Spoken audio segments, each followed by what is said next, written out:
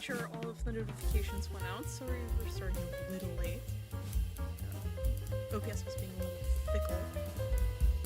But yeah, so today is a matter of our burglary / heist case going from bad to worse, and we get to suffer along with our client, who originally he was just in trial for, like, you know, stealing something, but like at this point yeah, basically everything is working out of his favor for a murder charge, which is not great. And then we have our lad here, who was, of course, away from his post.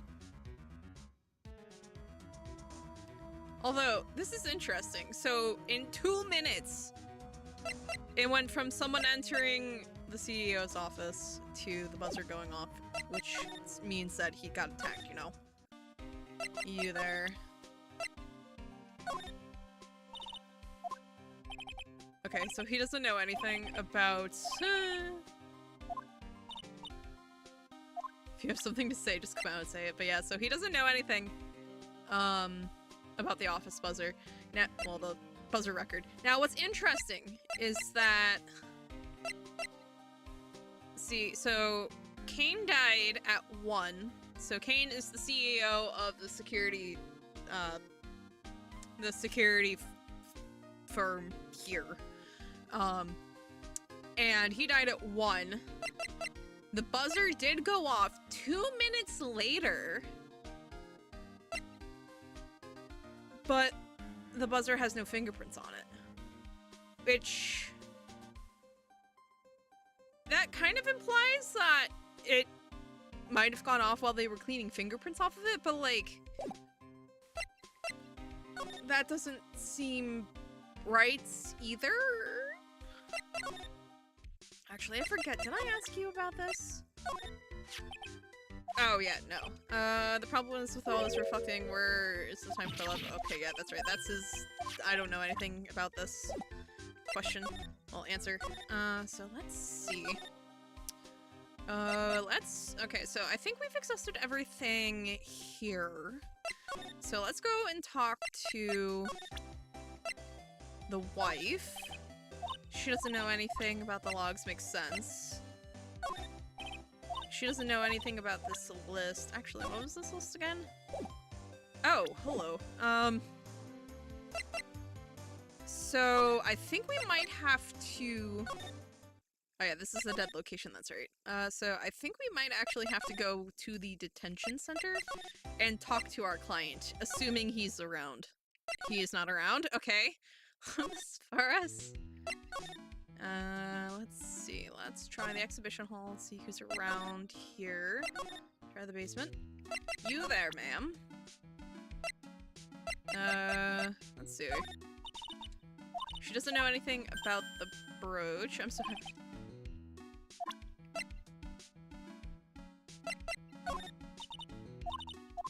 Okay, yeah, so she doesn't know anything about that. Makes sense. Let's see, that's the publicity photo. This was used at 1 a.m. Kane died at 1 a.m., which is strange. Also, how did Kane get into his office? So, Kane held the door to his own office for someone to enter along with him, and then is instantly killed? No. Something doesn't seem right here. Especially since the buzzer then goes off 2 minutes later. Oh, that's right. She's got the lock about the urn. That's right, I almost forgot about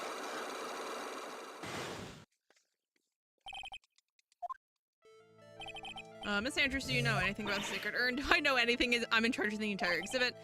The urn that was submitted before the court today, it's not the same one. Could be a fake. Do you have any evidence the urn that was submitted at the trial is genuine?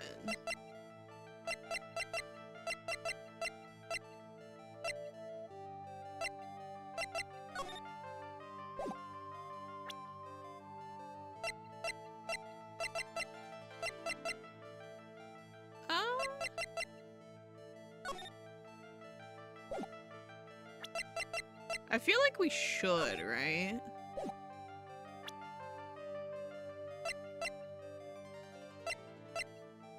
Why is the urn not in the court record?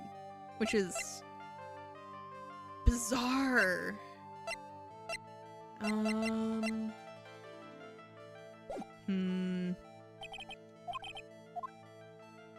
No, I feel like we should actually be able to prove that, but like I can't.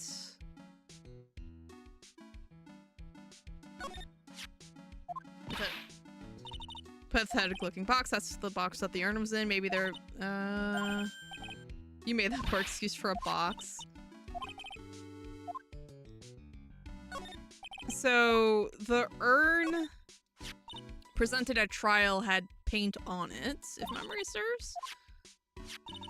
Because it turned out that Atme was the real thief. It's still hard to believe. It looks like Adrian feels really bad about it. I'm going to take full responsibility and fix that for myself. I know I don't look it, but I have complete confidence that I can fix it right up. I promise I'll fix it so you never knew it was bent in the first place. Please be gentle with it. It looks like a part of a big signboard. She thinks it says hamburger, so that has not changed. Maybe it says spaghetti. Besides, her, you know, not in spaghetti. That whole tangent.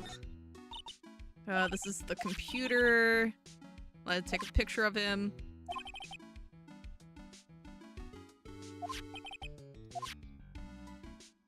You know what's interesting? Oh, that's not what I wanted. So, there is a strange... So this here is box-shaped, which implies that the box that was holding holding an urn was here in this box. Well, this box was over in that puddle, and the urn is covered in paint. So actually...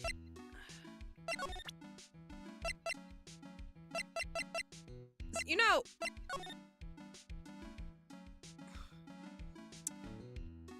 I wonder if we can use this picture to justify it, because I can't see the paint on that box, but it could be on the wrong side. Because that's the only thing I can think of to prove that it's the same vase, because we don't have, well, the same urn, because we don't have the urn in the record itself, and we don't get the box either, which is annoying. But... I want to see, can we? See, look, it was a fake after all, huh? I mean, your evidence is fake too, as I expected. Okay, no.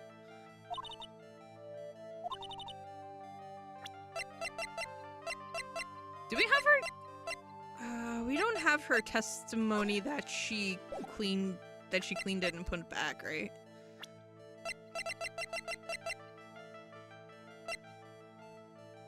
Let's see. See if KB's body was found inside a safe. Picked up Rhonda Light's wallet while working on the night of the crime. Head of planning, promotion, and security at the Treasures of Korean exhibit. Hates criminals and cowards more than anything. Ace detective has acknowledged that he is in fact Mask to Mask. Seals valuable works of art. Sends a calling card.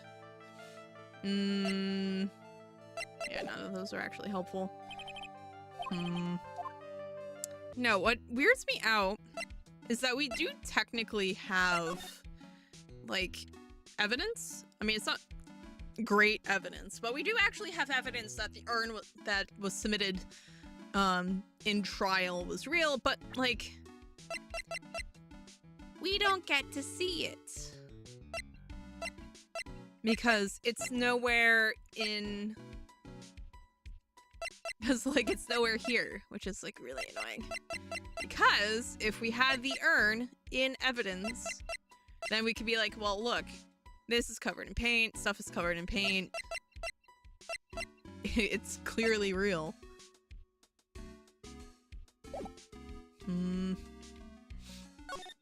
Okay, yeah, so that was part of the... Okay, yeah, so that's part of the computer.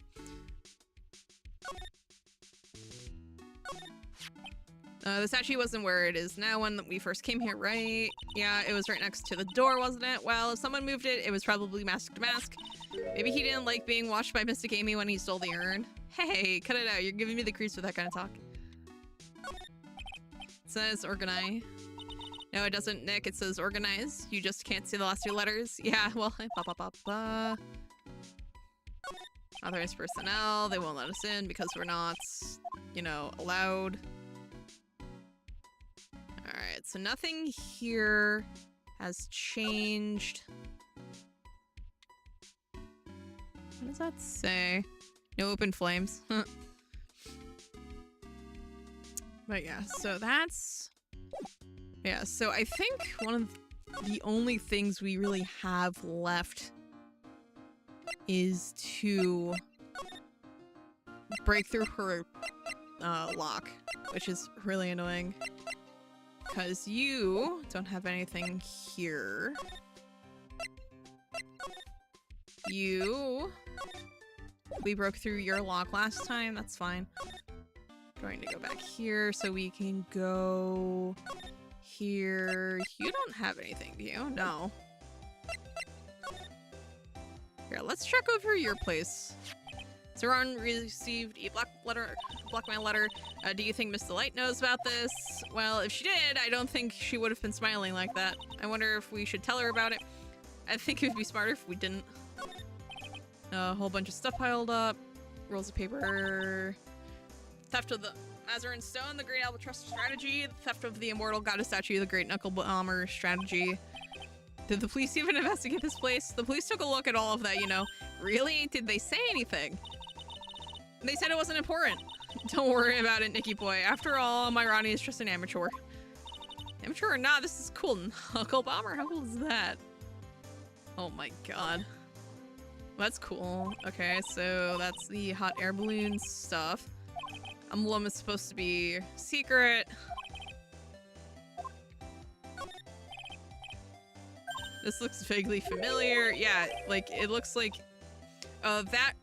Ronnie brought that home one day. He asked one of his friends from work if he could have it. It's a Space Ranger uniform. I've never seen Ronnie happier in his whole life. Yeah, he got that from Old Bag. Oh man, now I want one too. I wonder if KB Security was in charge of security at the event from that old case. You know what? That's a good question. It's a bunch of cheap costume pieces arranged inside a nice frame. Look, Nick, it's a fake beard. There's also a mask made out of cardboard. Here, Nick, try on the fake beard. Cut it out. Alright. It's Phoenix's mask. If you like it, feel free to take it home with you. Thanks, but no thanks. Amazing. There's a tape recorder hanging from his neck. Let me see that. Oh yeah, and then it goes into the thing about the crown. Ronnie used to say that a happy laugh is the lifeblood of a thief. Okay, well that certainly is a happy sounding laugh, alright. Yes, and laughing isn't as easy as it sounds. The harder you try, the more fake it sounds. Yeah, Mr. Delight really works hard at his craft, huh? Calling it his craft is interesting. A bunch of books lying around, all romantic sounding novels about famous heists and fantastic thieves. Look at all the bookmarks and notes. Let's see here. Must remember this thief's way of laughing, very useful. Calling card is an important part of any good thief's modus operandi. It was always Ronnie's dream to become a thief. Well, I guess you can chalk that one down as fulfilled. Wonder why Mr. Delight never talked to his wife about it. Yeah, well, I think she deserves some of the blame for not bringing it up either. Amazing. The torpedo.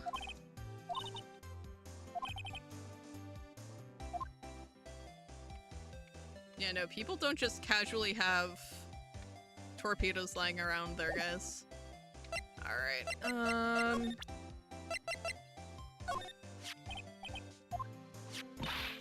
what do you mean I can't show her? She already knows what it looks like. Okay, she doesn't know anything about that. Is that a letter addressed to my Ronnie? Sorry, but I hate it when people poke their noses into other people's business. Looks like Ms. Delight doesn't know about it, which means she has no idea that her husband was being blackmailed. That's Ronnie's wallet. It was found at KB's security on the night of the murder. Ronnie and I went out to dinner early that evening. I'm sure he had his wallet with him then. So true, then he must have dropped it at the scene of the crime. Unfortunate. so she doesn't know anything about that. So this is Smash. Smash Queen has baby. It's exactly like this house. Amazing. You're so funny sometimes, Nikki boy. What if I was a famous thief? I'd live in a great big gorgeous mansion. I'll be sure to tell that to your husband. Amazing. Oh, you know what? I wonder, can I use this as a stepping stone to go to here to here? I wonder what she... Okay, so she doesn't know anything about that. Okay, cool. Thanks. You know what? There's no harm in actually, like, just trying things. Let's see. How do we know that the urn is genuine? Do you know anything about the sacred urn? Do I know anything? I'm in charge of the entire treasure exhibit. The urn that was submitted before the court today. It's obviously not the same urn as before. Well, that's true. Maybe it isn't the same. It could be a fake.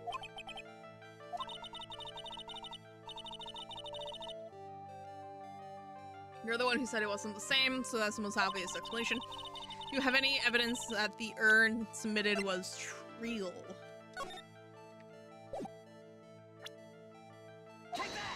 No.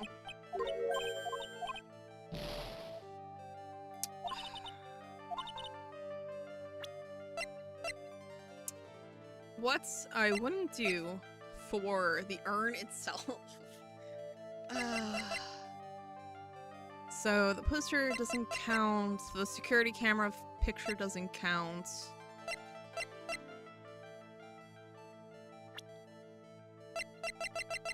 I wonder if we can submit her and use her saying that she fixed it up and polished it to make it more valuable. No. Okay. Nope. Okay.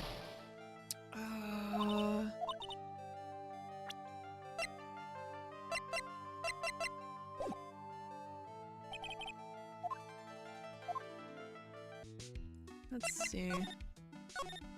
I wonder, actually, you know what? Let's check this, make sure it's...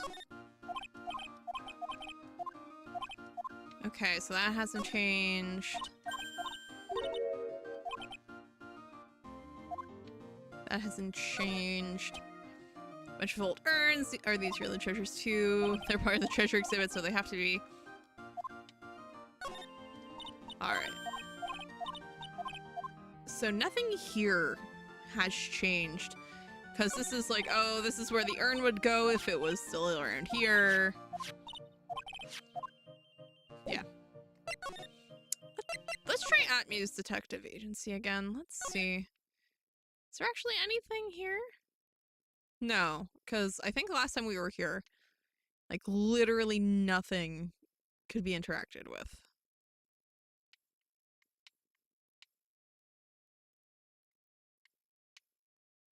Yeah. Okay, let's see.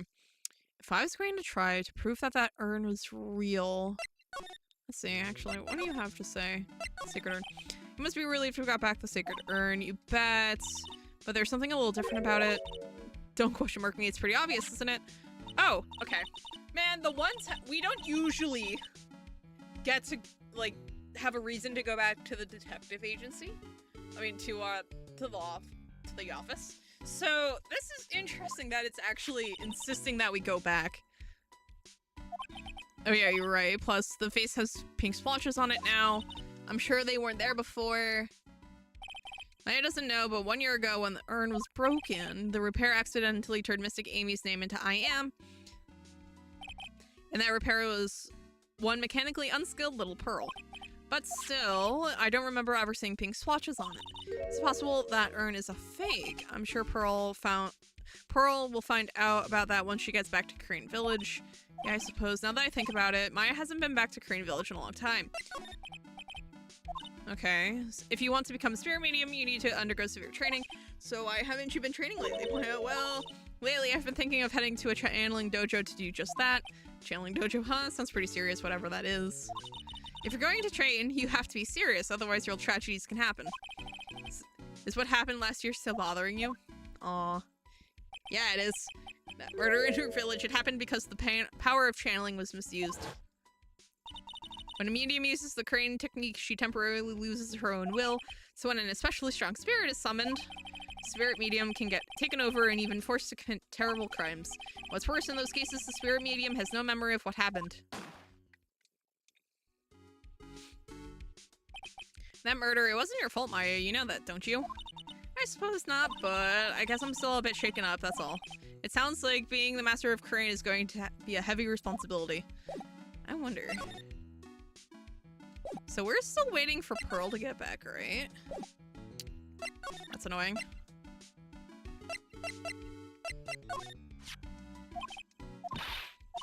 Let's see. I don't know if it should say Amy or I am on it anymore. And now it's got big pink polka dots on it that weren't there before. Don't you think you're overacting? Just a little overreacting, Nick. I can't believe you said that. I mean, it's like I got it. It's like if I came in wearing polka dots on my acolyte costume every day and said, "Hi, Nick, I'm Am." Well, don't you still think it's no big deal? I guess it would be a real disaster. You see, well, that's how I feel. Okay, cool.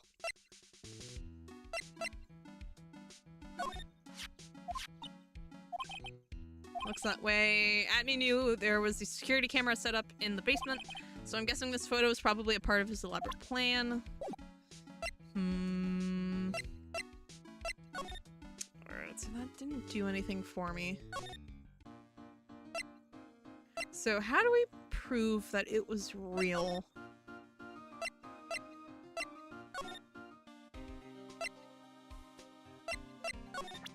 I wonder. Sir, what do you know about this?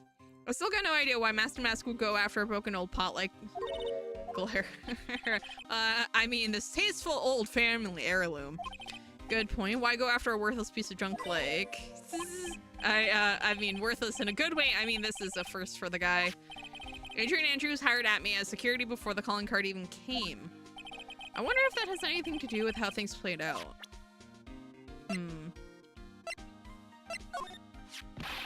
Remember, don't tell anyone about the emblem, okay, pal? Does the thief ever send these to the police? No, always to the victims. Up until now, the victims have always come to us looking for help, though. That's not what happened this time, you mean? You got that right, pal. Listen up. If you guys ever get one of those calling cards, I want you to come to us right away, okay? Yep. Let's see. Detective Gumshoe doesn't know anything about the statue. The thief in the photo taken by the security camera is missing his brooch. Yep. The thing is, there's no evidence that the photo was tampered with. It was definitely taken at 12:58 a.m. I turned the tables at the trial today with the mystery of this missing brooch. I wonder if there's something more to this missing piece of costume jewelry. Okay, so these are going to be connected. So Detective Amy wasn't hit in the back of the head after all? That's right, because he was the real thief. He wanted it to look like he was knocked out, so he bent it on purpose. I'd stake my reputation on it. What kind of creep would ruin an antique for that? Interesting. About this blackmail letter, yeah, I've been thinking a lot about it too, pal. Why would Kane Bullard have been blackmailing Ron DeLight anyway? Well, Mr. DeLight used to work at KB Security, right? What was it that made him quit? Nick, that's it. Maybe that's the same reason he's being blackmailed. Well, I'm in the middle of investigating that right now. Oh, alright. Cool. This is proof that Ron DeLight was here at the crime scene when the murder happened. Swallowed in the card. I think we need to ask Mr. DeLight about some more about these two things. Which I would like to do, but the problem is that he's a little occupied at the moment. Alright, he doesn't know anything about that. Do you know anything about the brooch? He does not. Memories, let's see. Okay, so he doesn't know anything more about the autopsy report. This was his first heist, and I guess I underestimated him. I was sure I was going to get him, so I was careless and lost the info on the witness. By witness, do you mean the guard in this photo? Yeah, he and the detective worked together to try catching Mask to Mask. But he got away anyway, huh? That guard, I got the weird feeling that I've seen him around lately. Yeah, I have a feeling that that is our client. He doesn't know anything about Kane's list. And then asking him more about the buzzer doesn't give us anything. And asking him about the logs for the buzzer doesn't do anything either. And then if memory serves, we got everything in here. Got the button itself, got the shelves, got the desk, and everything to do with the desk. We got the painting, we got the safe, we got the rope outline. Yeah, we got everything here. Nothing new to talk to you about here.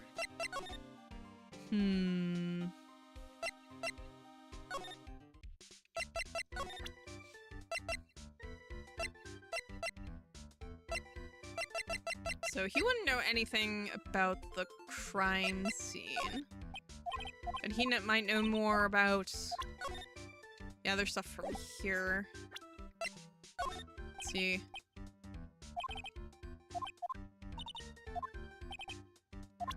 Okay, so he doesn't know anything about that. He doesn't know anything about his own CEO's death. Alright.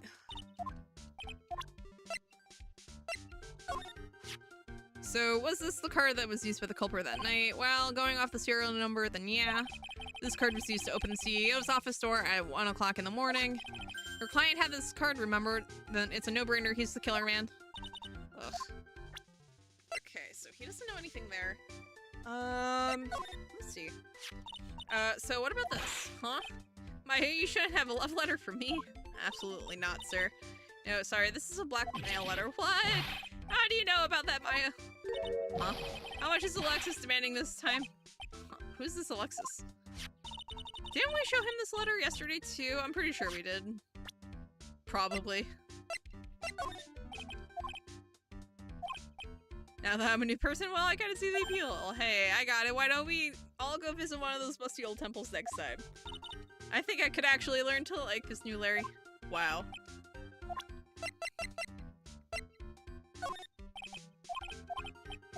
Alright, come on. Alright, so he doesn't know anything new.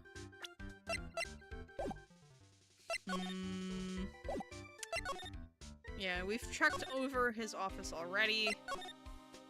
Let's see.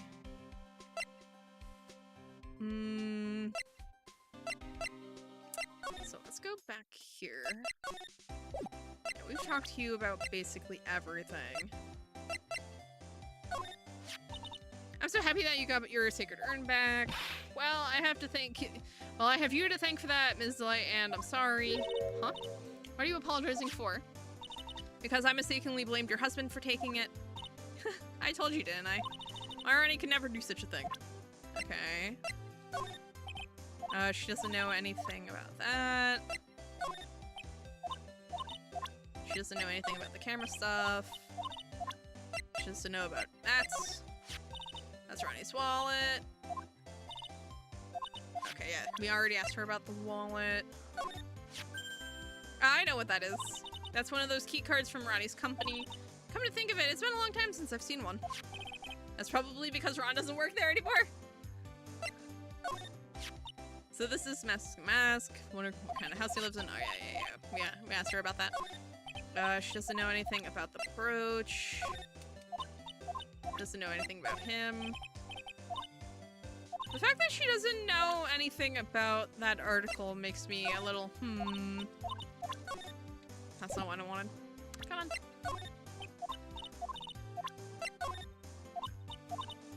Yeah, I was gonna say, that's just a formality, actually. Oh, I know him. This is Ronnie's boss, the CEO guy. Well, now he's the next boss. Someone killed him last night. Naturally, I know that. He was a pretty sly man, let me tell you. Oh, really? You bet he was. He made Ronnie chief of one of the security teams, but that was just so he could work him like a slave. Did Mr. Delight ever have a problem with Mr. Bullard himself? Even if he did, you think she'd ever tell you about it? Well, Ronnie isn't the type to complain about that kind of thing. I tried to get him to talk to me about work, but he never would. Interesting. Oh, this is the guy who delivered Ronnie's wallet. He's got some issues, doesn't he? Let's just say his flirting style is pretty obvious, pretty stale too, actually. It's pretty sad when the only thing you remember about a man are his lame pickup lines. What's even more sad is said man probably believes in those like they're his lifelines. Looks like you blew it again, huh? Yeah, you did. Okay. Nothing new. Okay. Actually, I forgot we could talk to people about like specific people. So, here, let's try the CEO of our company. He was a pretty good guy. Huh, really?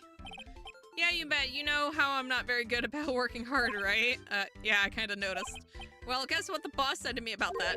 I don't expect much work from you, Larry. In return, just don't expect much pay. I see. I guess he had to follow some kind of dumb law about having security here in the building. So in order to pay the lowest wage possible, he went to the bottom of the barrel. To be honest, I really looked up to the boss. If I ever grow up to be a CEO, I want to be just like him. And don't worry, Nick, I promise I'll hire you for security. Amazing. I'm 25 now, it's about time I start giving some serious thought to my life. Good, that's the way to be. What exactly are you thinking about, though? Well, you know, my future, my dreams. Larry, what exactly does this future of yours start? Man's life begins at 30, that's my theory anyway. I figure I got another 5 years of guilt-free screw-ups before I have to buckle down. Larry, forget it. We're just gonna have to have a nice long talk next time. Oh, this poor man. Whoa, who's this? Come on, man. Oh, sir, forget about it. You don't need to know, and I'm not telling you. Oh, absolutely not. Wait, does he know Adrian? Oh, that's interesting. That Destiny is one awesome lady, alright. It's been a long time since I felt this way. Oh. Shush! Shush! Stop talking. Stop thinking. If we can call it thinking. I'm really sorry, Nick. I swear I want to change my ways. Oh, he doesn't know anything. Okay, or at least he doesn't know anything worth telling us. Actually, before we leave, nothing new. I do want to ask Gumshoe. Tell us about the CEO. That's Cane Buller. Oh, okay, yeah. So we did ask him about this already, and his body wasn't found discovered until this morning. Anyway, we don't have enough info. Can you help us out?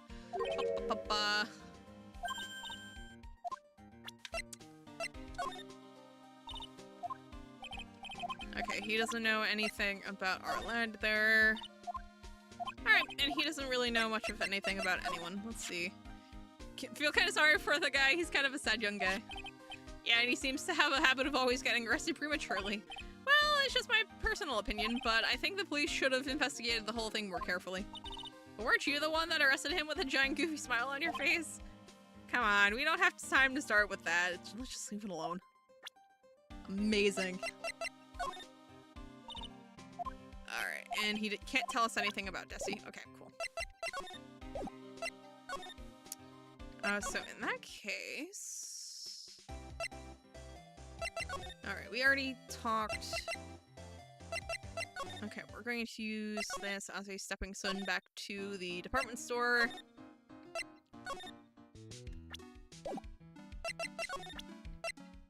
Oh, wait, yeah. Okay, so she doesn't know anything about him.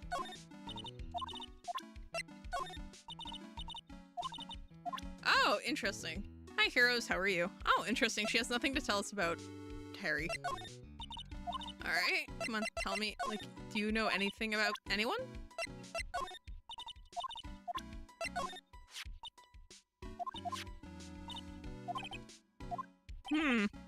She's the one who hired the fox to guard the hen house. Oof. Yeah, that's, pretty true. Yeah, so we need to figure out how... I feel like I'm missing something.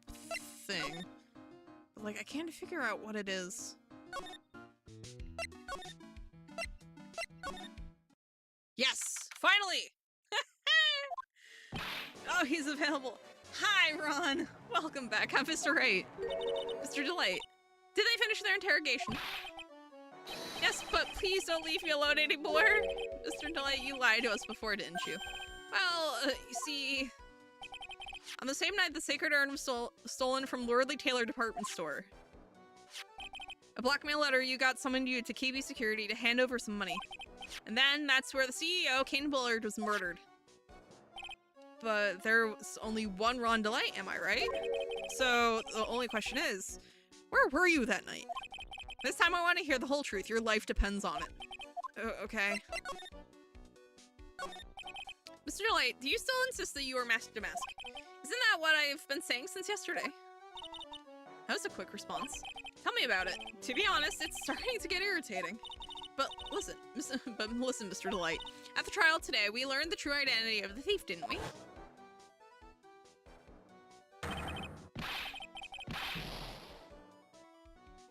Although, take a good look. Although, if Abby was... I feel like the real... I guess it's true, I wasn't the one who stole that urn. Of course not, after all, you were at KB Security at the time. So then the person dressed up as Mask to Mask in this photo, it's gotta be Detective Atme. Yeah, but that does... But him being Mask to Mask, how could he have gotten the value of that urn so wrong?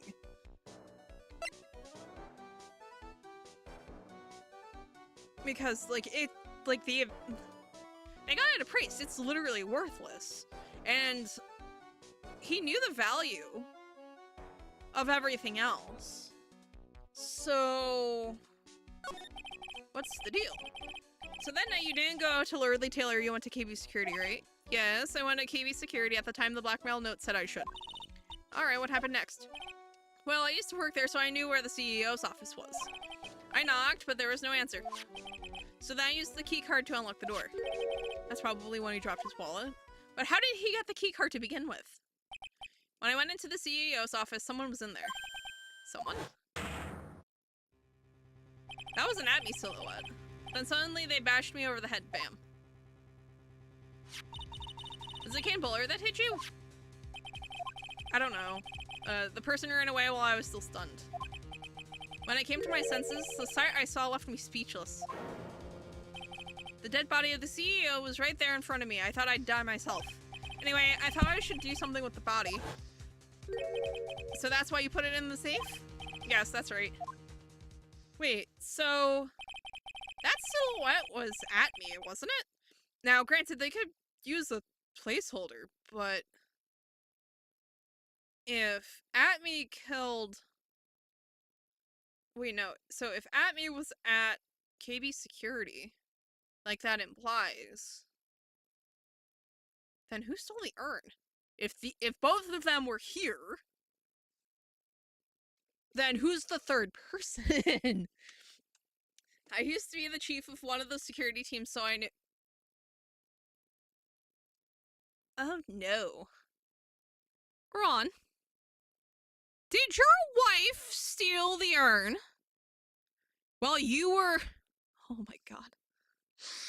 Oh no. Please, no. Please, dear God, no. No. If that's what actually happened, I'm gonna scream. Because she was able to find the vase. Or a vase. I used to be the chief of one of the security teams, so I knew how to open it. Okay, and what did you do after that? Well, I got out of there for starters. I was the one who set up the security cameras in that building. So I knew how to avoid being spotted by them. Nick, all of a sudden, Mr. Delight kind of sounds like the murderer to me. Please don't say that. Mr. Delight, is it true that 1 year ago, you were forced to quit KB Security? Ha! How did you... I'm begging you, please don't tell Jessie, please! Don't worry, we haven't told anyone yet. Whew, thank goodness. No, but I suppose I'll have to tell her sometime. She'll find out eventually. Why have you been hiding it from her anyway? Jessie would despise me if she ever found out I was living a life of crime.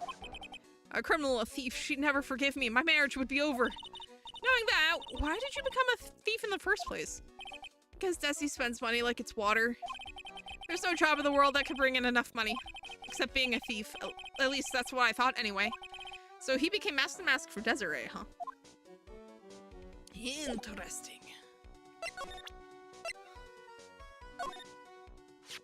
The buzzer went off just once around the time that Bullard was killed. Oh, that's scary. Do you know anything about that, Mr. Delight? Sorry, I'm afraid I don't. Why am I not surprised by how clueless he is anymore? That's the emergency buzzer from the CEO's office. Don't press it, it makes a terrible racket. Sorry, I just love making a lot of noise. Does this buzzer have something to do with the case? Well, at this point, I don't really know yet. After all, there was no prints on it or anything else for that matter. But it did go off. This list, we found it in the office of the CEO, Mr. Bullard. Hey, this is a list of all the things the Mask stole. That's the value of each item listed next to them. $100,000, $150,000. Are you sure that's the value of the stolen items? The numbers seem a little low to me. Even on the black market, the prices should be at least 3 times higher than that. I guess he knows about that stuff because he used to be a security guard. Huh. Hey, this is an article about my debut heist. Boy, that was a tough one. Before I knew it, they were hot on my trail. But Mask, he must have gotten away, right? It says in the article that he disappeared. That's right, I got a sudden burst of inspiration. I hid my Mask costume in a nearby plastic bucket. Then I quickly changed into my security guard uniform. Pretty clever, huh? Wow, awesome. Hey, hold the phone. The guard in this photo. Is this you, Mr. Delight? That's right. Nice trick if I do say so myself. Nice and easy to figure out. Even Pearl could see through that in a heartbeat. Yeah, that's what I thought. But as you might expect, Detective Atme found the disguise. He truly deserves the title of Ace Detective. Detective Atme found the mask disguise. Yes, and I heard that he brought it home with him. So that's it. That's when Atme got his hands on this. Thanks to that, I got the chance to remake my costume. That must have been really time-consuming, huh? Yes, it took quite a while to complete. Anyway, a few days after that, I received the first of the blackmail letters. Wait, the first? You got them starting when? Tell me more now. Hey, calm down. Don't get so worked up. Wait. So...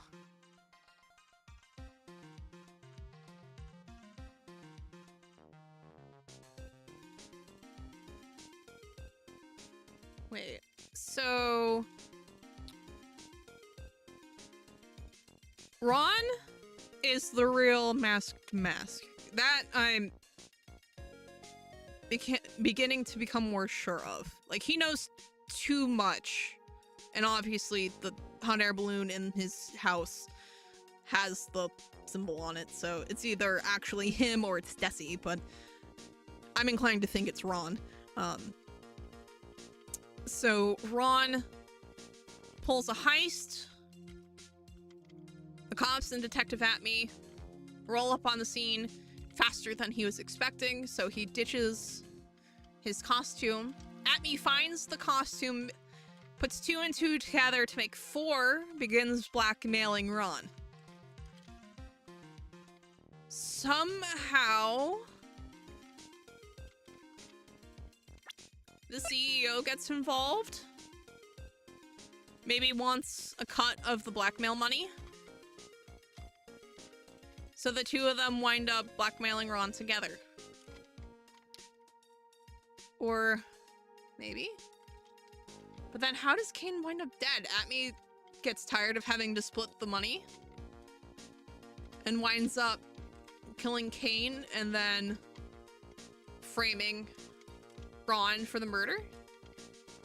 And then claims to have been...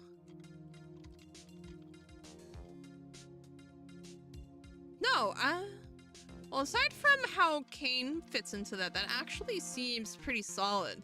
Because if he's got a spare mask-to-mask costume, he could easily pretend to be mask-to-mask at the department store, while the real one is at the KV security. And then he clears himself by claiming to be mask-to-mask, who everyone knows can't be in 2 places at once. So, how does Kane come into this? Like, how does Kane wind up dead? Because we will need to prove motive. But from the sounds of it, since Kane was in some dirty dealings from the sounds of it, it could be that Atme and Kane were working together on the blackmail. But we'll have to see. I'm basically just speculating. Where was I? He doesn't know anything about the autopsy report. It's fair. Doesn't know anything about his missing brooch, which is interesting. Oh, I didn't know Master Mask had become so famous. Yeah, I actually bought this publicity photo. Really? Well, I'll be happy to sign it if you'd like. I'll even add behind bars. Yes, please, please. It looks like Ron has totally forgotten about what happened at the trial today. That he was declared not guilty of being Master Mask. Yeah, but like, see, the thing is, what if he hasn't actually deluded himself into thinking he's Master Mask? What if he actually is? What are you still doing with this keycard anyway? And didn't you return it when you left your job at KB Security? Of course I returned it, don't be silly. But it got sent back to me along with the blackmail letter. With the letter, huh? Use this to enter the CEO's office. Interesting. I was at KB Security at around 1 o'clock that night. I took out my wallet to open the door with the key card, so is that when you dropped it? I'm sorry, I should have told you the truth earlier. So, was this blackmail letter written by KB Security's CEO, Kane Bullard? I think so, probably. You can only get into the CEO's office if you have a key card.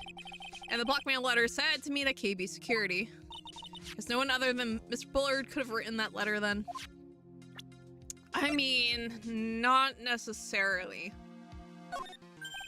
Wow, this is cool. Really into stuff like this. One of our most valuable treasures. If I ever get out of here, me and Desi will go to Lordly Taylor to check out the whole Treasures of Crane exhibit. Okay, I guess just promise me you won't steal anything, okay? Oh, don't worry. We'd be going when I'm not on the job as Master Mask. Oh, that's reassuring. Amazing. This photo, this has got to be the real Master Mask. I'm sure it is. I know Master Mask when I see him. Yes, but this isn't you, right, Mr. Delight? Well, no. I was at KB Security then. So then I guess it really was Detective Atme. Yeah. See, that I'm willing to give them. That was Atme. But like, I'm not sold that Master Mask was real.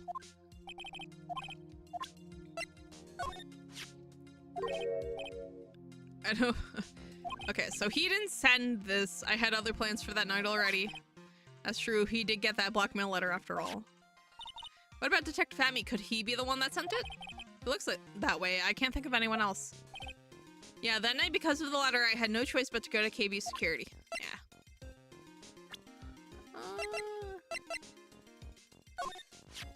Mr. Bullard, my old boss, it's so sad. Do you have any idea what might have happened? Was there anyone that might have wanted him dead? Oh yeah, sure. Mr. Bullard was the type of guy who made lots of enemies. He did lots of threatening things to people. Wait. Do you mean he scared people or that he threatened them with blackmail? Well, I guess they're kind of the same, right? What do you think about this? Okay, so he doesn't know anything about Larry. That's fine. What about Adrian? Nothing about Adrian. Desi, she really has a thing against criminals. Do you have any idea why that is, Mr. Delight? Well, if you want to know the details, you'll have to ask her. But the thing is, after I lost my job at KB Security, I needed to earn money to keep Desi satisfied. Lots of money. Ignorance is bliss. Yeah. But I just couldn't seem to find a good job. That's why I wound up becoming the thing that Desi hates the most, a thief.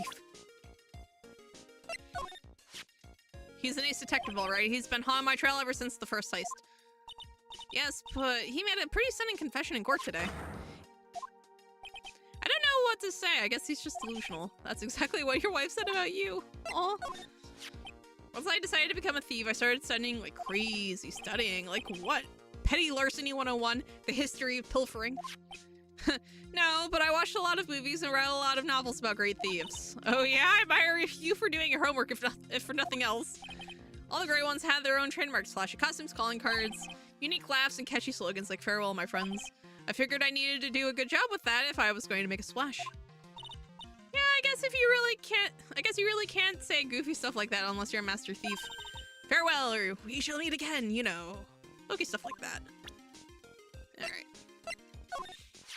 I'm ashamed to admit it, but sometimes I wonder if I'm really cut out to be a thief. Well, isn't that obvious? It doesn't suit you at all. Ugh. I knew it. I guess I'm not the only one who came to that conclusion. Oof. This blackmail letter, is this the first one you got? No, of course not. But this is the first one that ever called me out to a specific location. So, did you start receiving blackmail letters after this incident? Yes, just a few days after the Tear of the Emanon heist. The first letter? It said, I know you did it. So someone found out about your true identity just like that? It's not easy being a master thief, you know? I've got proof that it was you, so give up, and went on to say. So in the end, I had to give up the treasure I went through all that trouble to steal. Is that right? Hey, hang on a second. What do you mean you had to give it up? Oh, don't worry. After I put the jewel in the safe deposit box the letter specified, someone sent me $10,000.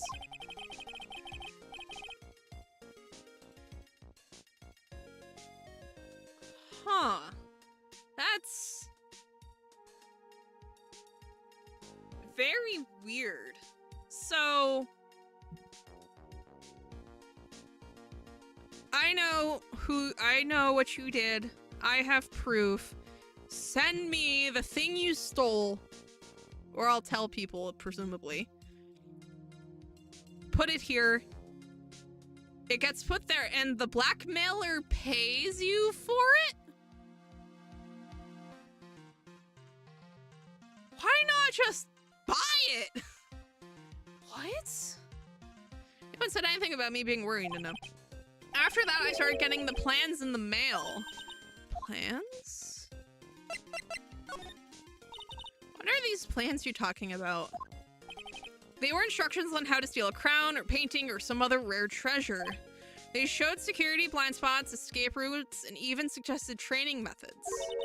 So you mean that the one who planned the heists wasn't you? No, it wasn't. I only planned the very first one.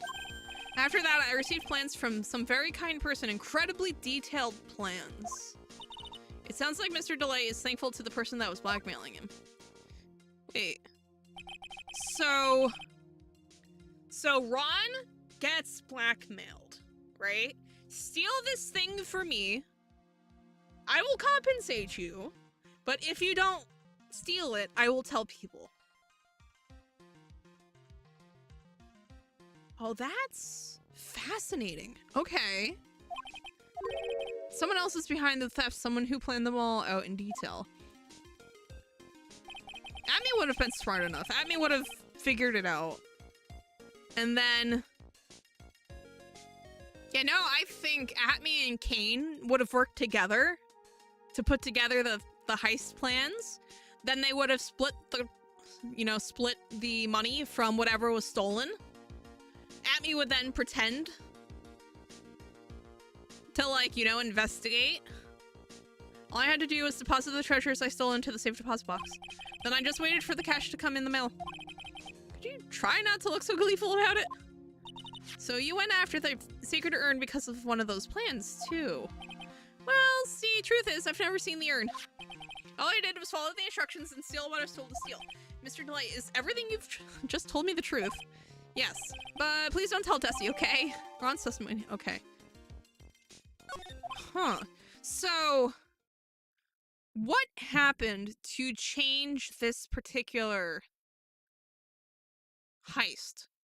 Because if Ron's been getting blackmailed to steal things, why was he directed away from the heist? Except to be framed for murder. Because I don't think he actually murdered Kane. Before we go, there's one more thing I want to ask you. Yes, but please don't hurt me. Mr. Kane Bullard, do you swear that it wasn't you who killed him? Yes, of course. I could never. I'm not lying. All I did was hide his body in the safe. But then I was afraid they'd discover what I did, so I turned myself in yesterday. Why? Well, if the judge had ruled that I was guilty of robbery, then I'd have an alibi, right? I guess so. You're really clever, Mr. Delight. I guess I have no choice but to take Mr. Delight at his word. Mystic Maya. Hey, Pearl, I'm back. Hey, Pearl, so what have you been up to this whole time? The sacred urn, Mr. Nick. I took it back to Crane Village to have it examined. And what did you find out? Well, there's no need to worry. They said it's the real urn. Whew. That's a relief. I was really worried. But there's one small problem. Problem? These cute little pink splotches. They said that it's paint, and that they were put on the urn recently. Why are we talking about the pink splotches again? What's the big deal? What's the big deal? We've got to find out how they got there. That's the big deal. Yes, Mr. Nick, we've got to find out how they got there. Okay, we'll go find out how they got there. Please don't forget about me. Sacred urn refiled into the court record. Oh, that's right. It came out of the... It left the record.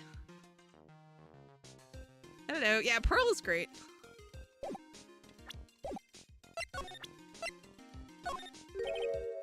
That's kind of strange. What is it? Up until now, Master Mask has gone after famous works of art or treasures. Why did he suddenly decide to steal this plain-looking urn that nobody would want? You make it sound like you had nothing to do with the theft. Well, it wasn't me that chose to steal this urn. Also true.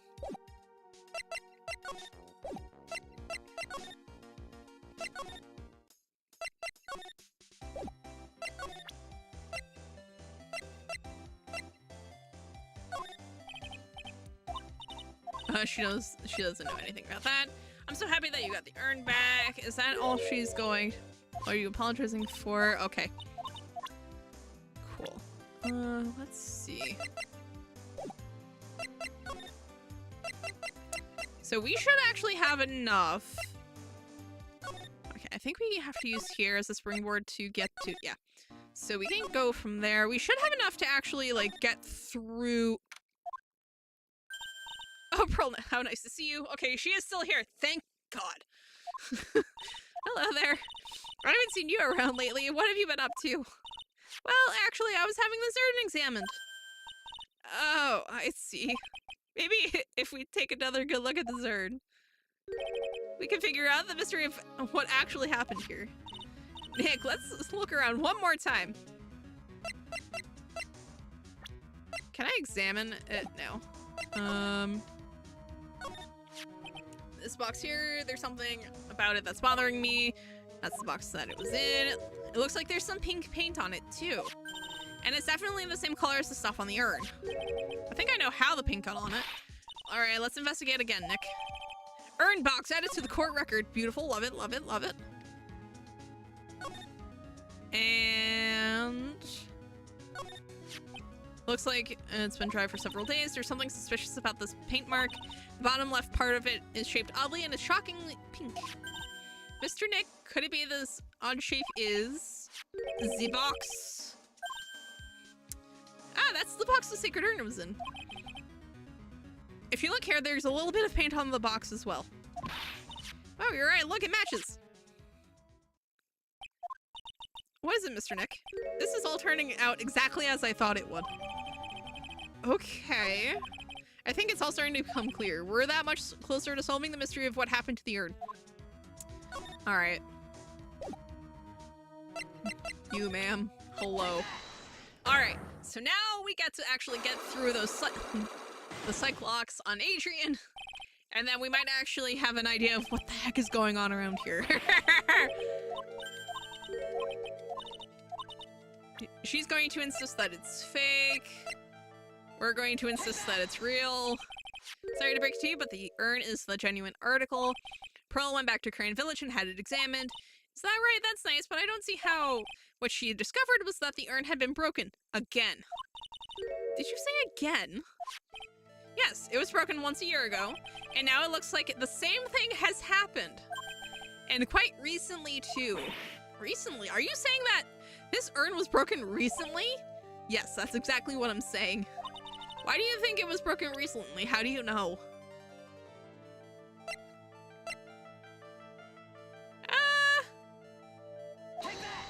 Okay, not that one. We might actually need the box itself. No? Bri? Oh. Oh, I know what it is.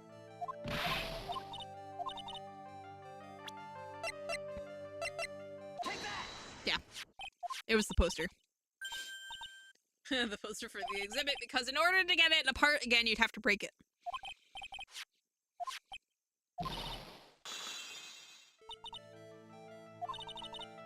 I wasn't even there when the photo for this poster was taken.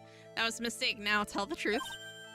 Wait for it. Even if the urn was broken, I had nothing to do with it. Huh? Yes, that's it. It must have been one of the people at the photo shoot. They probably dropped it. I'm sure that's what happened. Looks like she's not going to give up that last Cyclox so easily.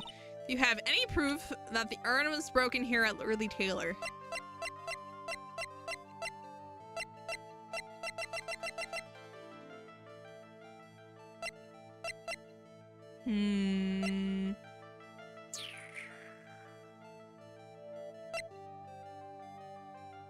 It's either going to be this or this. Yeah, there we go. Well, Miss Andrews, what is this supposed to mean? This urn has pretty little pink paint splotches on it. And there's some on the box the urn was stored in too. No matter how you look at it, the paint seems to be exactly the same, wouldn't you say? So, what does that prove? That the urn was dropped along with the box. That's when they both got paint on them. Are you with me so far? Yes.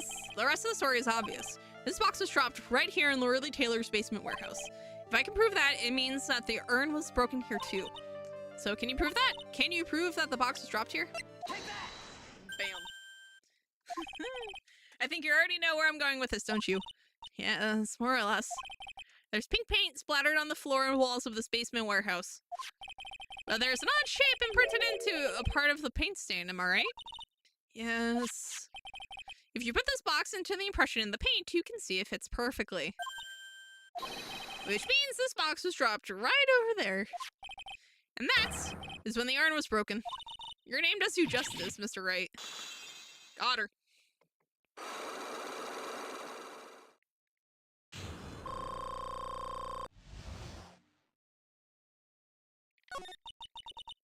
I'm so sorry. I was the one who broke the urn.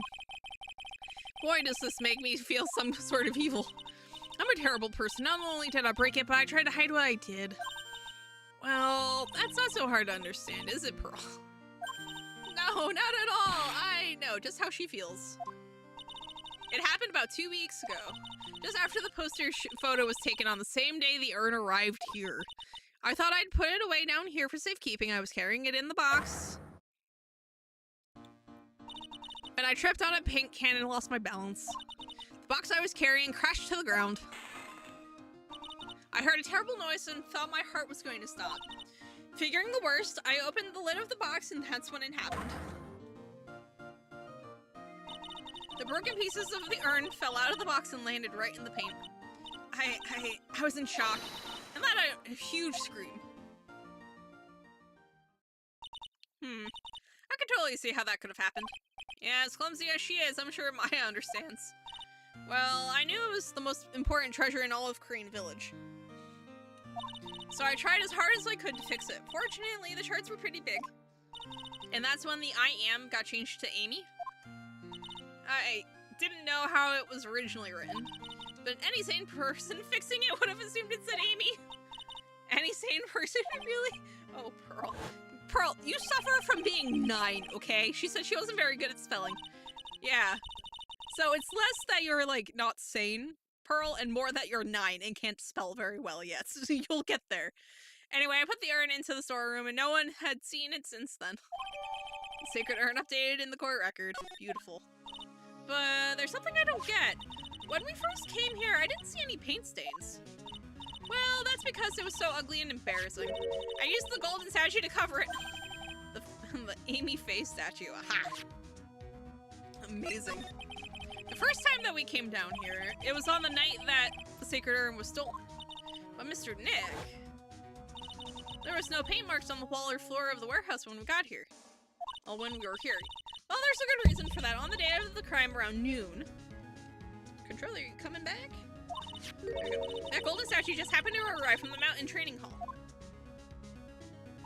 And I realized that the statue would be the perfect size for covering up the paint stains. That's why I put it where you first saw it.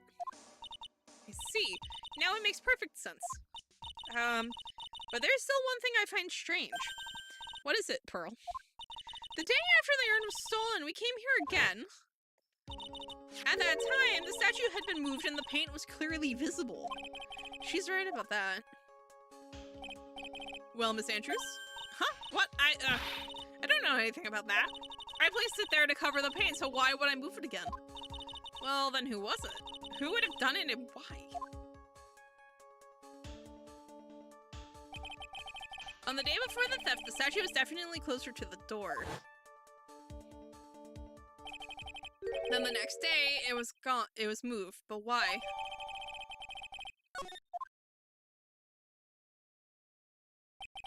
It looks like there's some connection between the sacred urn and the murder case. Why? Why do you think so, Nick? Because that night, the real thief, Ron DeLay, was at Katie's security. So then why did another masked mask show up here? A lot of different things are pointing to one undeniable fact. One undeniable fact? The murder trial is starting tomorrow, but it looks like that thief is going to be making another appearance. I think Nick is on the same path I am. That Ron is the real mask, and that he's being framed. Is basically what I'm thinking.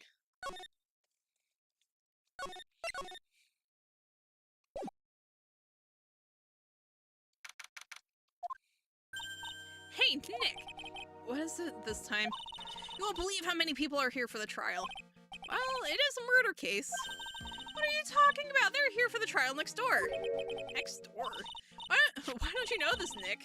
They're having Detective Atmy's trial today. Detective Atmy? They say they're going to try him as Mask the Mask.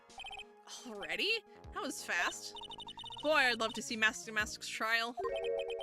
I know. By the way, where's Pearl? Oh, she went back home. She said she can't neglect her training anymore. I know you don't like me. What? Who is that? Pearl has really gotten into her training lately, huh? Yeah, ever since that incident last year. Please, don't ignore me. Oh, Mr. Lake, good morning. No one likes me. No one would notice me, even if I killed someone. Come on, don't be silly. Wait a second. You don't mean you're the murderer? No, I'm just a poor thief. No, wait, that's not right. A thief can't really be poor. Now, let's see. According to Mr. Delight, from his second crime on, he was following a bunch of set plans. Plans that someone had been sending him to help him commit the heists. Do you really think there's a connection between the thief and the murder, Nick? It's possible, but today's trial is a race against the clock. Huh? How come? Let's just take our time like always. I'm afraid that's not an option. We have to outrace the... Yeah, we have to outrace the Atmy trial. We have to get him convicted as the murderer before he gets convicted as a thief. I hate everything. The defense is ready, Your Honor. You're ready? Preparation is the last refuge of the weak. Lord. Oh, you know what? I forgot to do a coffee counter. So tempting. Oh, Lord. Ugh, he's got the judge in the palm of his hand yet again. Ron DeLay is simply too young to be sent to war. That's all. I'm afraid I have no idea what that means, Mr. Godot. Then you need to get out more, Your Honor. Life is war, but that is exactly why you must be more precise in your wording. That's all my statement means. You understand now, right? Yeah, sure. Well, then let me briefly summarize the details of this case. Wow, the judge is taking charge like he knows what's going on for a change! The victim is Kane Bullard, CEO of KB Security. His body was found in a safe at approximately 9 a.m. on the morning of the 13th. However, the time of death was estimated at 1 a.m. the previous day. And that's when our little lost kitten dropped the ball. That little lost kitten is, of course, the defendant. Very well then, Mr. Godot. Please call your first witness. Godot's like, nah, I'm good. Thanks. I never drink more than 17 cups of coffee during any given trial, but the first one is always the best. Sir, Mr. Godot, your witness? Okay, then. Let's hear what the defendant, Mr. Rondelay, has to say for himself. The defendant? Well, Mr. Wright, does the defense have any objections? It may be a bit of a disadvantage having the defendant testify, but... I remember when Mia was defending me. She allowed me to testify so she could do the cross-examination. She put a lot of trust in me back then. We have no objections, Your Honor. The defense will allow Mr. Delight to testify. Huh! You've got guts, Trait. Alright then, Mr. Rondelay, please take the stand.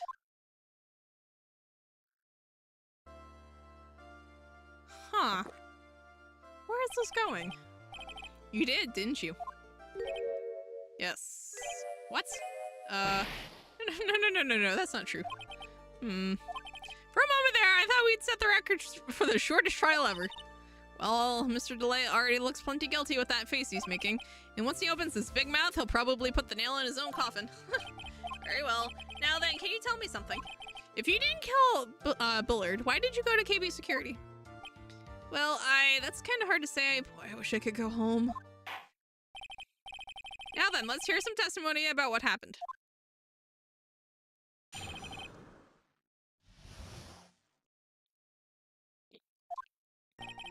That evening, around 1 a.m., I went to see Mr. Bullard in his office at KB Security. The blackmail letter I got, it ordered me to go there. I'd been working for KB Security until a year ago, so I knew where his office was. 1 a.m., the exact time the murder took place. The week got washed away by the tides of fate. The strong drink it up. Thanks, Godot. It's bitter today, too, just like my destiny. You'd never know that from the way he's chugging it down. Mr. Wright, your cross-examination, if you please.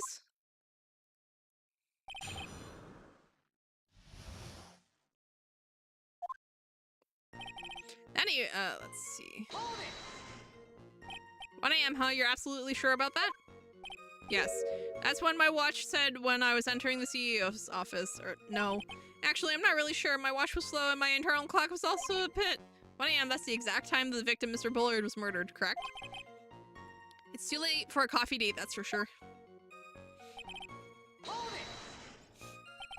It ordered you there? It was the first time I'd gotten a blackmail letter that ordered me to go somewhere. Does that mean you've gotten other blackmail letters then? Oh, of course! Why don't you save those for later, Mr. Light? Please don't say anything more. Now, what should I do?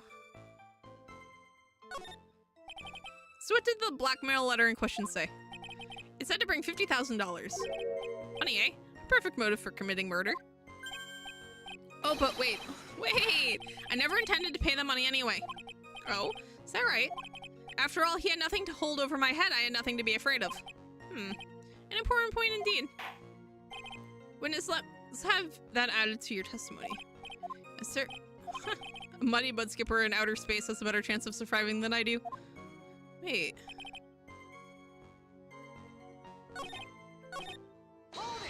Yeah, why wasn't it going to do anything? Just what were you being blackmailed about anyway? The blackmail letter said if you don't want your identity revealed, correct? I'm sure it was referring to the whole mask-to-mask thing. But I wasn't worried. Mr. Bullard didn't have anything on me. He didn't? Anyway, I don't care what anyone says about me. Just as long as Desi believes in me. So that's why Ms. Delight didn't believe he was mask-to-mask. That's why I knew they were just hollow threats. Oh, so basically, the blackmail letters were just instructions for him. So he could make money for Desi easy.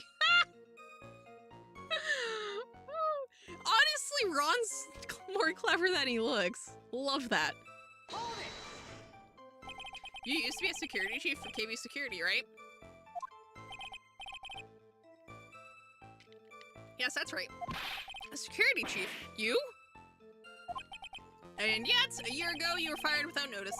Revenge for an old grudge, a perfect motive for murder, wouldn't you say?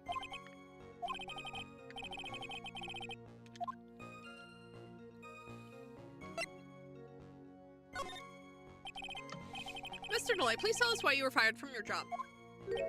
Well, the world is filled with those who have never said, I wish I had never asked that. Okay, then I take it. Defendant, please answer the question. Well, I needed money. You need money? Well, you see, Desi loves to spend it. It's kind of her hobby. Not exactly the best hobby in the world, huh, Nick? My salary wasn't nearly enough, so I stole data from the company. Come again? KB Security has a lot of security info on all sorts of companies. And since I was a security team chief, you stole some data and sold it. Mr. Bullard found out and I was fired immediately. What? I wish I had never asked that. I was somehow able to keep it secret and made it seem like I had quit on my own. What is it, Nick? You don't look so good. Someone who brings harm to their company is fired as punishment. You'd do well to remember that. You sure told you. So you admit that you stole data from your company, is that correct? Yes, I'm sorry. This is a very important fact. Please add it to your testimony. Oh man, this whole thing just took a big turn for the worse, crashed and blew up. It's gonna take the jaws of life to rip this case from the clutches of disaster. Nah, this is fine. This is fine. We're going to mash through this. Because what I actually want... Oh, okay, cool. Never mind. Why would you do something like that? Well, for Desi's hobby, what else? Wasting money, huh? It's not a waste. So Miss Delight doesn't know that her husband was fired, does she? So it would seem. I'm not sure what to think about couples who keep secrets like that from each other. I can't believe it. This case has gotten even Maya to think seriously about couples. Please try to stay focused, Mr. Wright. There wasn't much to his testimony, was there? Sounds like he's avoiding something. At least that's what it sounds like to me. Uh-oh, I've got a bad feeling about this. We'd better be careful. But if we don't find a way to make him spill the beans, we'll never get closer to the truth. Yeah.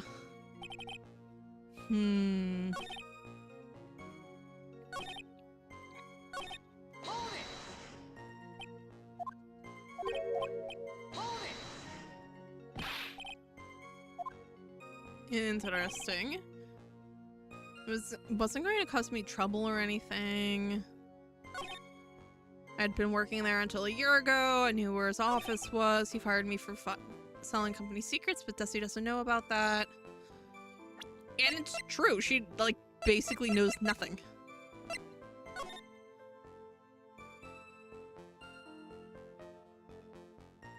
Wait, if you don't, I'll take that red diamond you received the other day instead. Oh, go back up. No, shush.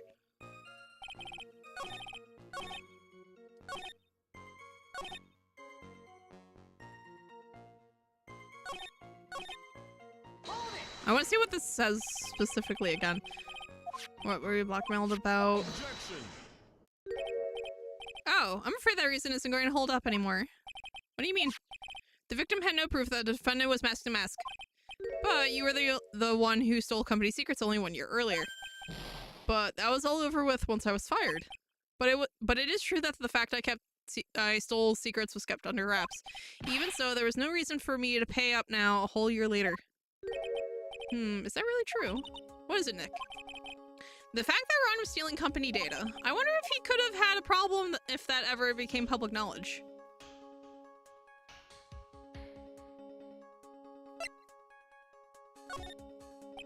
Mr. Delight, I believe you would have been in considerable trouble if your identity as a company data thief was made public. That's right. What are you trying to do by bullying your own client? Men are like colonies of bacteria. The more heat you apply, the faster they grow. That's exactly right. Well, then feel free to keep up the heat, my little lawyer amigo. Little lawyer amigo?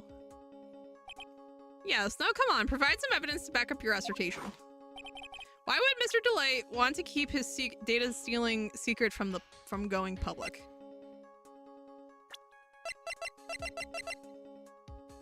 Take that! Mr. Delight, what you said just now doesn't match what you told me yesterday. Huh? What doesn't? I think you must have been scared, very scared, of having a certain person find out your secret. A certain person. Ms. Desiree DeLay, the defendant's wife. But listen to me, my Desi, she's... Looks like if I just sit back and relax, the fun will end before it truly begins. Toe. Yes, we know, it was all your wife's fault. What do you mean? Mr. Delight stole company data to pay for his wife's spending habit for which he was fired. Unable to face his own wife, someone used his dirty little secret to blackmail him. And that is how this murder came about. Oh, No, everything is falling neatly into place for him. Don't talk about my Desi like that, or you'll be sorry. Oh, don't threaten people. Well, it seems that we've learned a great deal of things so far. What do you think, Nick? I didn't think it was possible to get so thoroughly whipped in just 20 minutes. Apparently, there was sufficient motive for murder. He stole data from his wife, and he killed to protect his secret. A family man who cared just a little too much. The motive is clear. Let's move on. What happened at the crime scene at 1 in the morning, Mr. Delight? Come now, tell us. We're all ears.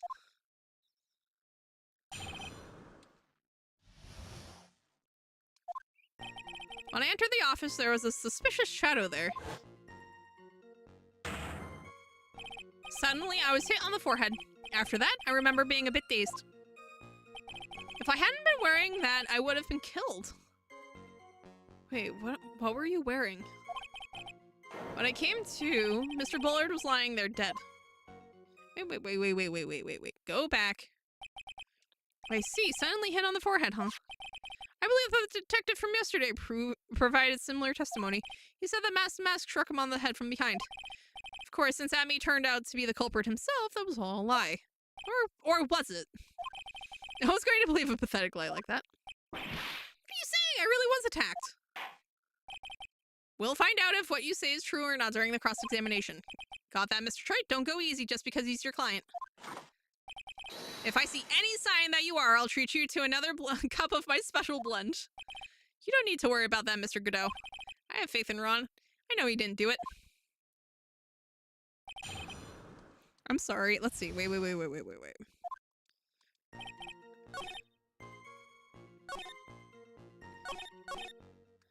Yeah, he didn't actually specify what he was wearing, so now I'm interested. Now I'm confused.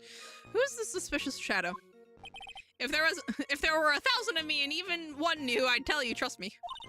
He's dodging all of our questions, is not helping us win his case. Okay then, how was the victim Mr. Bullard at the time? What do you mean by how was he? Was he already dead? Was he still alive? Maybe he was the one who hit you in the first place. That's a good question. What do you think, Mr. Wright? Forget it. Now, Kato, we wouldn't want another McDonald's hot coffee incident, would we?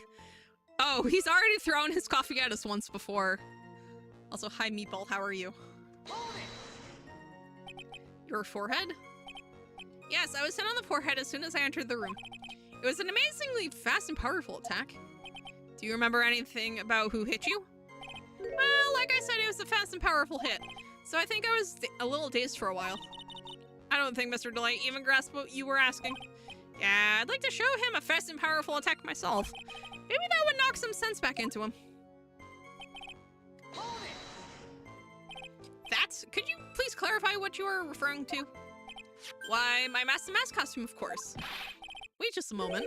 Mask to Mask? Huh? Oh, did I forget to mention it before? Just to be on the safe side, I trust this Mask to Mask. And then I descended upon the office of the CEO of KB Security. What? Nick, did you know about this? He never told me this. I don't recall him ever mentioning it to me either. Even I didn't know that. It seems our little friend really loves to keep secrets. I like how his visor short circuits. I want to know what's up with that. I'm sorry, I just never had a chance to mention it up until now. Wait, that's not right. You know how sometimes things just slip your mind? My sixth cup of coffee is staring up at me coldly. What is... Okay, I need to know, why does Godot have that visor?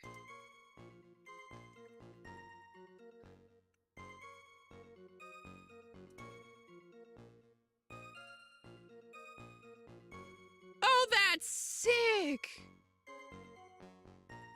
It's cool. Oh, that's sick. So apparently, like, I'm not going to go into, like, all of his deets because it feels like story stuff. Not necessarily, like, case spoilers, but, like, story spoilers. Oh, that's cool, though. Apparently, it's to compensate. They're basically glasses. It's basically glasses that help him see. That's sick. Whoever came up with his design, I adore them. Cause like anyone could just do like, you know, glasses. But nah, just give him a sick visor. I went out to get bagels and almost got hit by 3 people who can't drive and 1 person who couldn't walk straight on a sidewalk. My God. I hope your bagels are like delicious for all the trouble you went through to go get them. My God. At any rate, we can't ignore this new piece of information. Witness, please correct your testimony.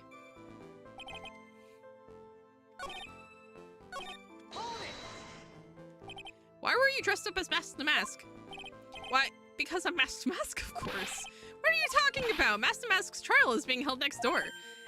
Yes, I guess so. Anyway, at that time, I thought I was being blackmailed over the Mask the Mask issue. So I thought I'd go as him just to be safe. Now they just need to shoot lasers and Godot is official Cyclops. Actually true. Oh boy. Let me tell you, it's a real pain to move around with a cape.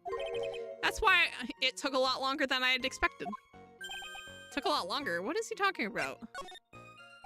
What do you mean by took a lot longer? Oh, opening the safe, of course. My cape got caught on the safe door, you see. This all happened when I was hiding Mr. Pollard's body. What was that? Back up a second. Yes, you were the one that hit the body in the safe? Well, yeah. Inconceivable!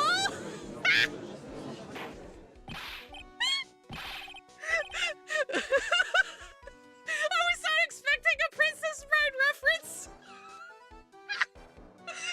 Why? Just why? What reason could you have? What were you thinking? Question: when does someone toss their dirty shorts in the washing machine? What? The answer is simple. When they take them off. Okay. As usual, I have no idea what you're saying. Do you mean that Mr. Delight hid the body because he's a murderer? Huh. So you're not as stupid as you look. His metaphor this time was really obscure. Mr. Wright, you don't mean that you knew about this whole safe business, do you? Oh, well, yes. Why am I the only one not in the loop here? Witness, make sure you add this to the testimony. Yes, sir. Looks like a storm front is moving in over the fair weather judge. Okay, so I want to see if that changes this any.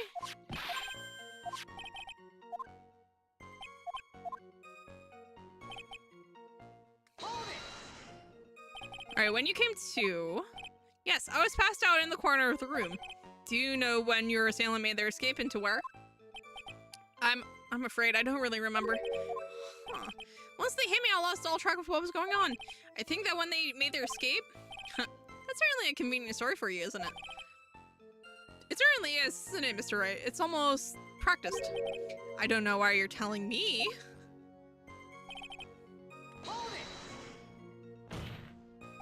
Why did you hide the body in the safe anyway? It took 10 minutes. Well, because it wouldn't fit in a drawer. That's not exactly what I meant. When I saw that corpse, I kind of lost it. I thought, if they find his corpse, they'll think I did it. I think you had a simpler reason than that. It's because you killed him. That's why you spent 10 minutes hiding the body. That certainly makes more sense. Hold on. 10 minutes? What is it, Nick? I just had a thought. Under those circumstances, would you normally try to hide the body? And spend 10 whole minutes to do it? Under those circumstances, what circumstance? Oh! Hey, Nick, if you think his behavior was so strange, why don't you present some evidence that would show just what those circumstances were? That's it. I'll take a look at the court record and present some evidence. We heard this from Mr. Delight yesterday, didn't we? There's not much in his testimony either.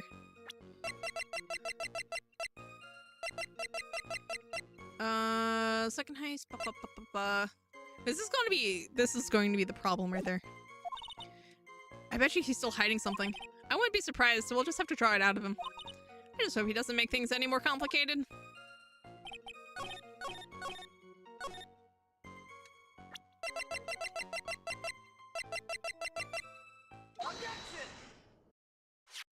Your Honor, could you please take a look at this record? And what might this be? The record for the emergency buzzer that connects the CEO's office to security. If the button in the office is pressed, a security team is supposed to come running. And according to this record, the buzzer was pushed once at 1:02 a.m. What? If Mr. Ron DeLay truly was the murderer, he would have ran as soon as that buzzer sounded. After all, a security guard would have been heading his way. Objection! Let's remember who we're dealing with here. He probably had no idea there were security personnel in the building. Objection! He worked there, no. Up until 1 year ago, my client was working as the chief of security. There's no way he wouldn't have known about them. Objection! But as it turns out, the guard never came. That was nothing more than a coincidence. The fact that the guard was a pathetic loser who had just gotten punched in the face by his ex's new boyfriend and wasn't anywhere in the vicinity was not something Mr. Delight could have known. Objection! Again, remember who we're dealing with here. It's a sure bet that Mr. Delight didn't even notice the buzzer going off. This buzzer is extremely loud. There is no way he could have ignored something like that.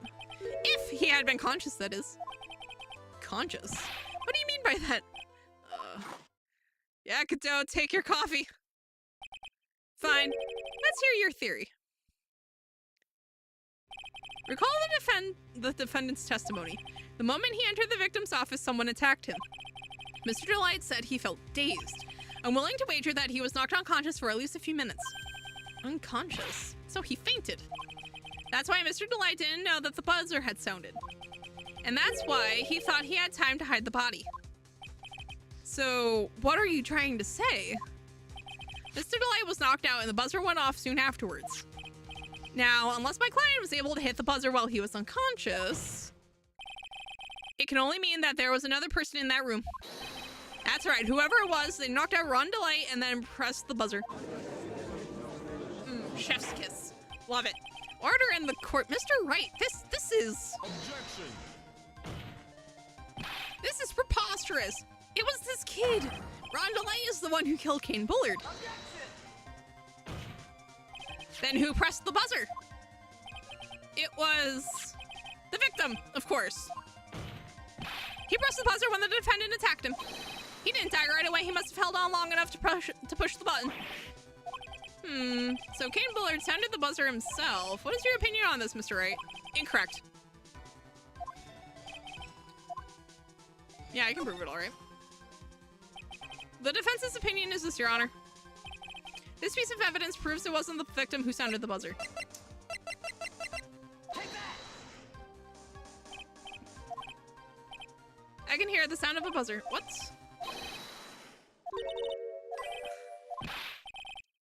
What do you mean? It shows that he died a whole minute like a whole 2 minutes. The defense's opinion is this, Your Honor.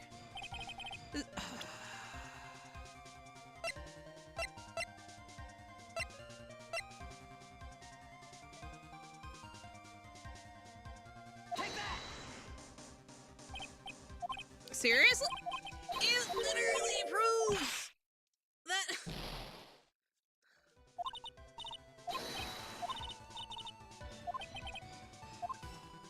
It literally proves that he was dead!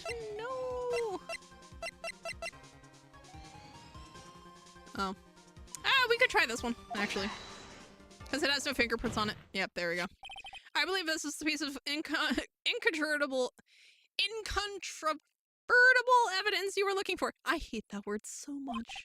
The emergency buzzer. Is there some kind of clue on it? Absolutely not. Hey, come on now. At least give some thought to what you say before opening your mouth. The fact that there are absolutely no clues is itself the clue. Now I'm the one who's clueless.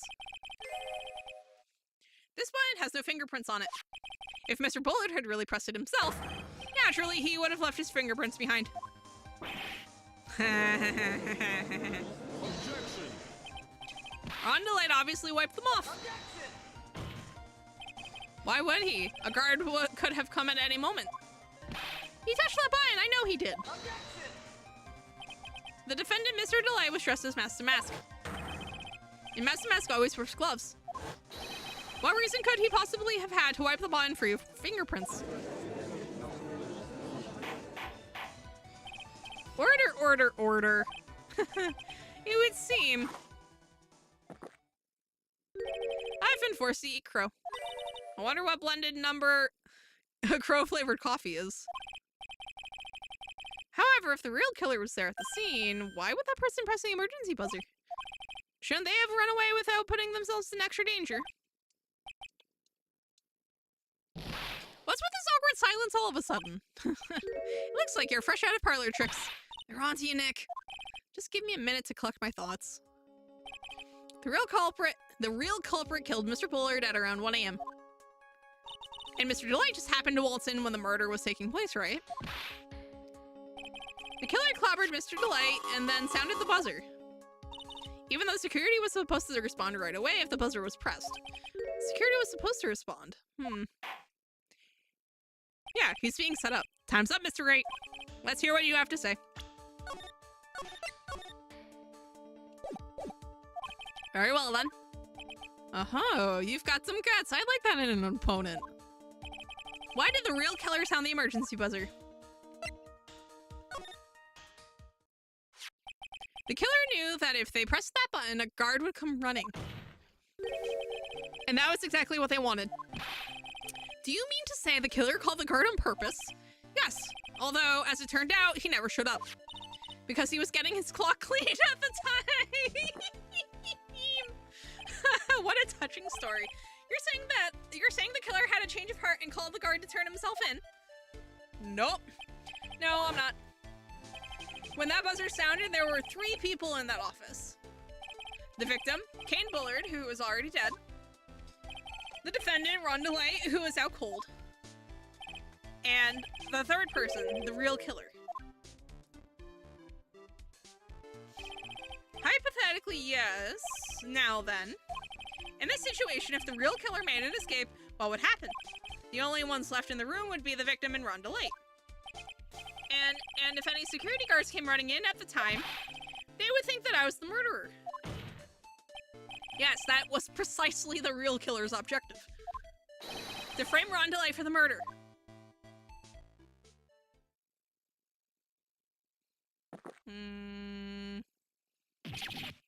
Okay, there we go. There we go.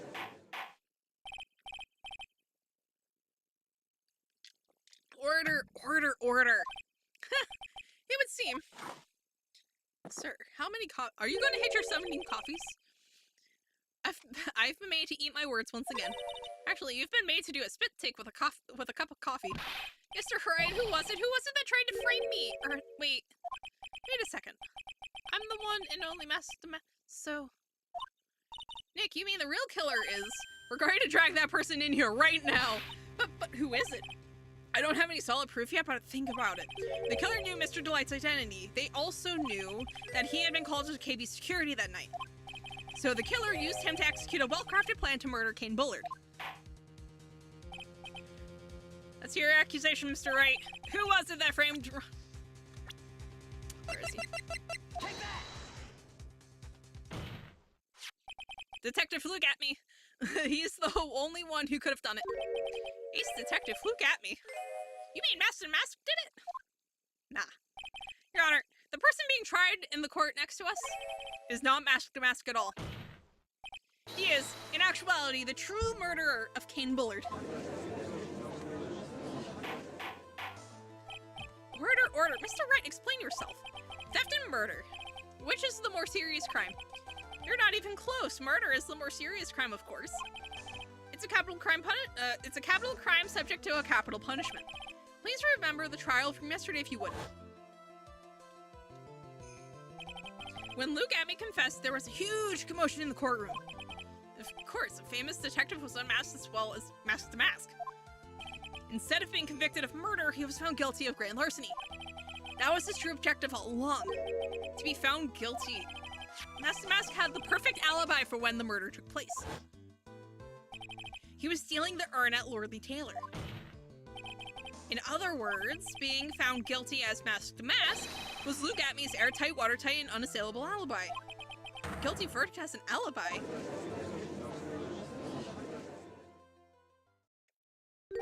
You know, it's almost time. For what? For Luke Atmy's verdict. It was a pretty simple trial after all.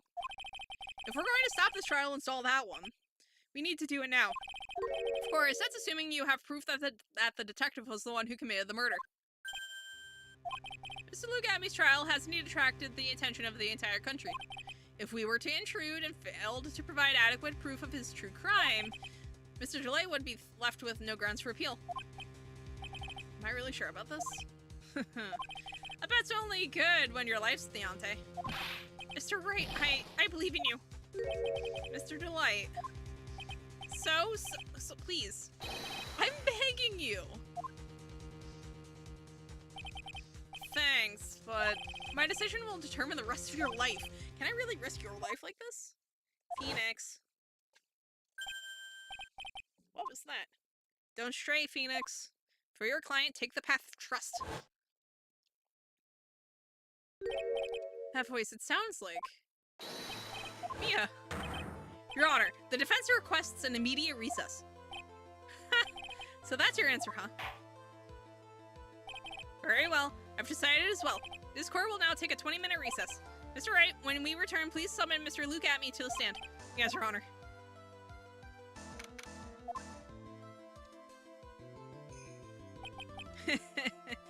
Well, Sir Detective Atmy? I have to say, Mr. Payne, you performed splendidly. Oh no, Sir Detective Atmy, you were the one who... That's enough. Why do all the judges look the same? This court sees no reason to further prolong this trial. This court finds the defendant Luke Atmy.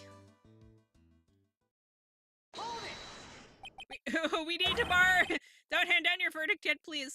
We need to borrow your defendant. Well, sir lawyer, welcome to my courtroom. Who's this hoser, eh?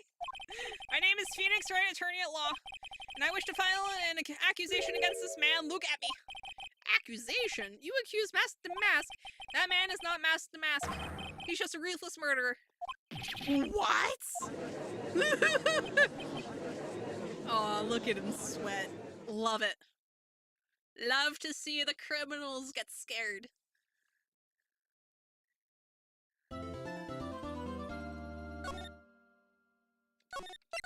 Beautiful. Trial. Part 4-2 trial. Round 2. My sis, I could have sworn I heard Mia's voice. So then she's still alive inside your heart. Nicky boy. Oh, Miss Delight. Is it true that detective is the real killer? To be honest, we don't have any definitive proof, but he's the only one who could have done it. But wasn't he at Lordly Taylor that night? Not to mention, we don't exactly know his motive. I mean, why would Detective Atmy want to kill King Bullard? Oops, it's almost time. I better get back to the courtroom. I need to find some solid proof. And it's gonna happen sooner rather than later. Ah, we can do it. We can figure it out.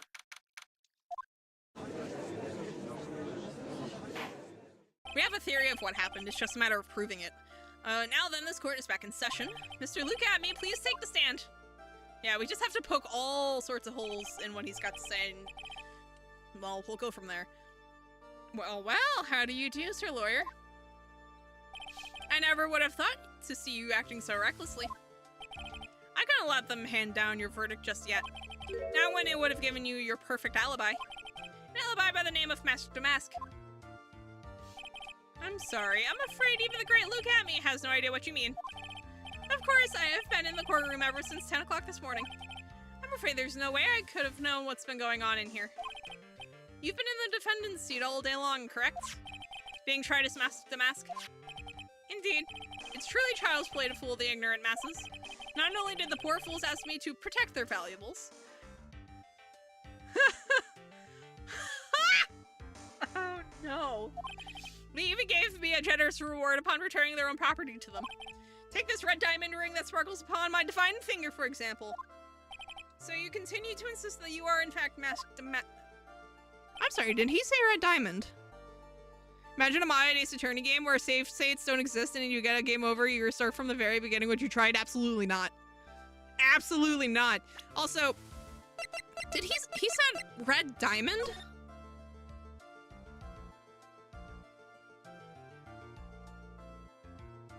Well, well, well. If you don't want your true identity revealed to the world, come to KB Security at 1 o'clock a.m. on October 12th and bring $50,000. If you don't, I'll take that red diamond you received the other day instead. Look what we've got there. A red diamond. Huh. Curiouser and curiouser. Very well then, look at me. Let us begin with a simple question. On October 12th at 1 a.m., Kane Bullard was murdered. Where were you at that time? One without knowledge lacks even the knowledge that he should be ashamed of himself. But don't worry, I will not hold it against you, Sir Judge. Thanks. Alright, Mr. Amy, the night of the murder, speak. We're all ears. As you wish, Sir Prosecutor.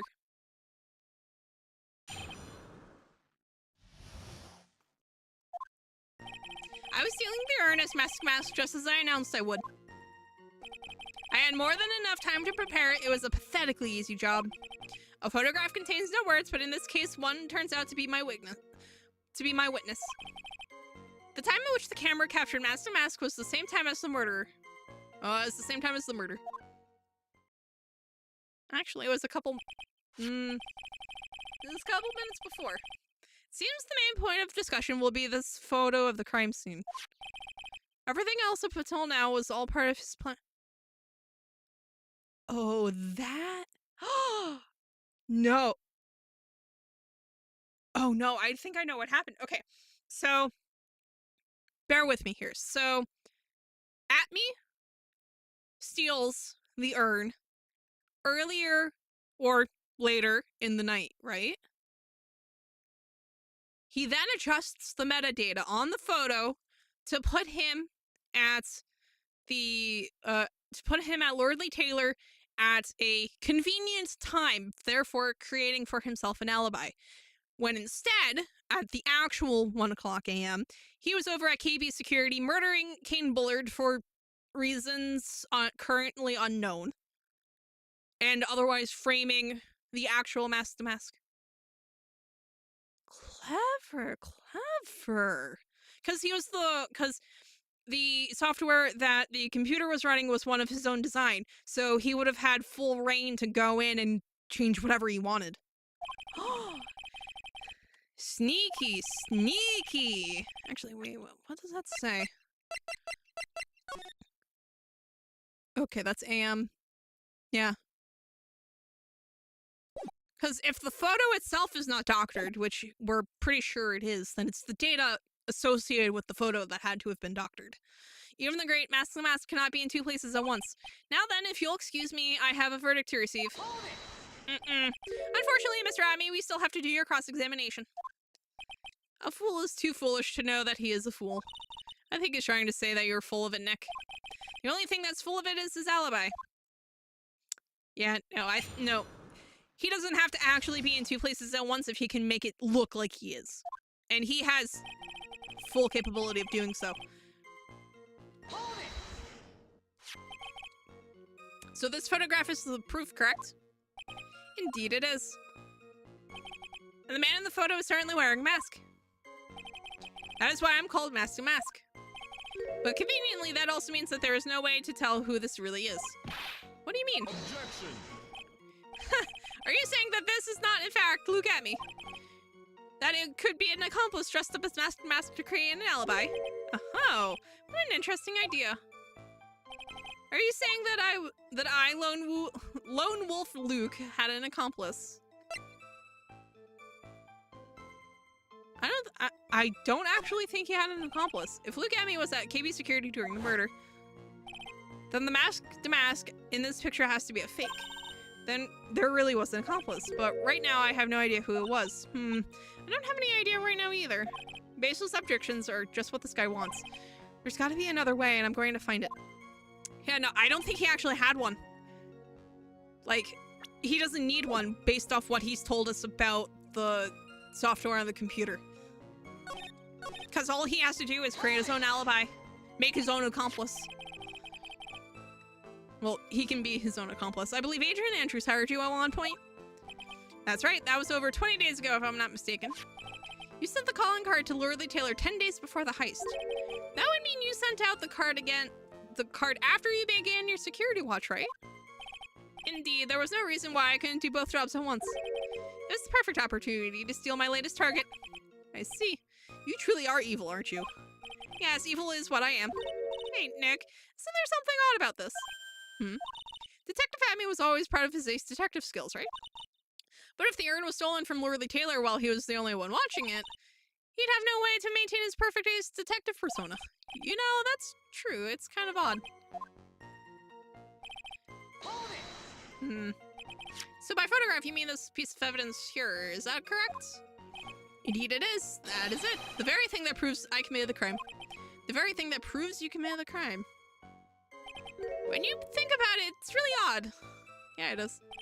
You say that almost as if you had this picture taken on purpose. Objection. He was simply caught by the very camera that he had set up. We all have days like that. Indeed, it turned out that there was no such thing as the perfect crime after all. Life is truly an ironic thing, a sad blue melody. It looks like I'd better gather more information for now. If he's truly the killer, there's got to be something phony in that photo. There is. It's the time.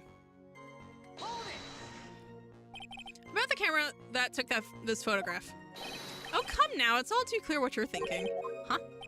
You think I altered the timestamp on the photograph, don't you? Yeah. That's actually exactly what I was thinking. I'm afraid that's impossible. The camera was set up by Lorelei Taylor, and on top of that, it was Lorelei Taylor's staff that printed that picture's data. Unfortunately for the defense, there's no way that picture could have been altered. I see. It looks like I'd better find something else that could be suspicious. So this alibi is false? It has to be, or he couldn't have killed Mr. Bullard at KB Security. But I'm not really spotting anything unusual. There are two possibilities. Either the mask in the photo is fake, or the photo itself.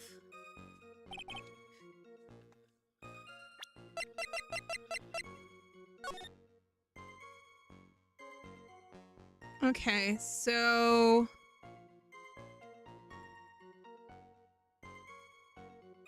honestly, he could have changed that timestamp between... like, he would have been able to change that timestamp at some point between... whenever he actually stole the urn and when, you know, Lorelei Taylor staff printed the photo data. Because, again, that software was his design. He could have done it whenever. And also, let's see. So we have the box print here. We don't have any paint here. It could be on the other side that we can't see. Actually, let's see.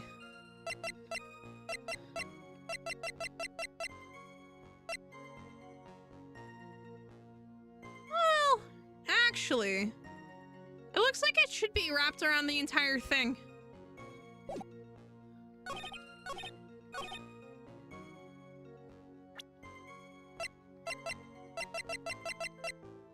Let's see. Found in the shadow of Amy Face statue. Looks like it was torn off some clothing. Wait a minute. No. Oh, wait. Wait, the statue was moved. Wait.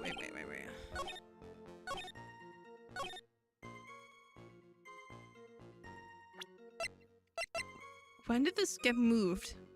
Carried into the basement warehouse the day of the crime, moved again that night. When did this get moved? I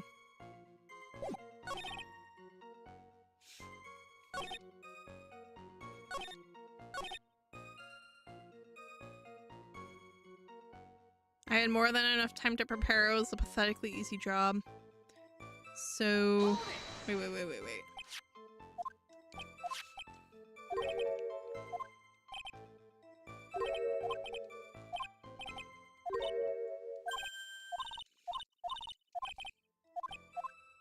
Yeah, no, it's weird that he would stake...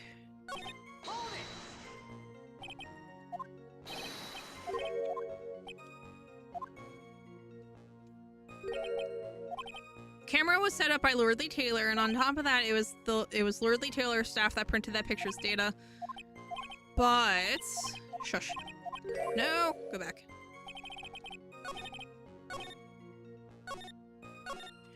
But isn't it here that he says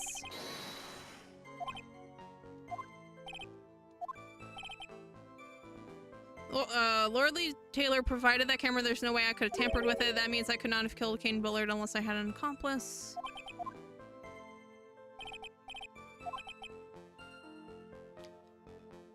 The basement warehouse in this picture that supposedly captures it. It's got to be here. There's something funny about this picture. Are you implying that this picture is fake? You bet I am. There's something definitely strange about this picture. We took a look around the basement warehouse that night before the theft took place. And there's something in this photo that doesn't match my memory of that night.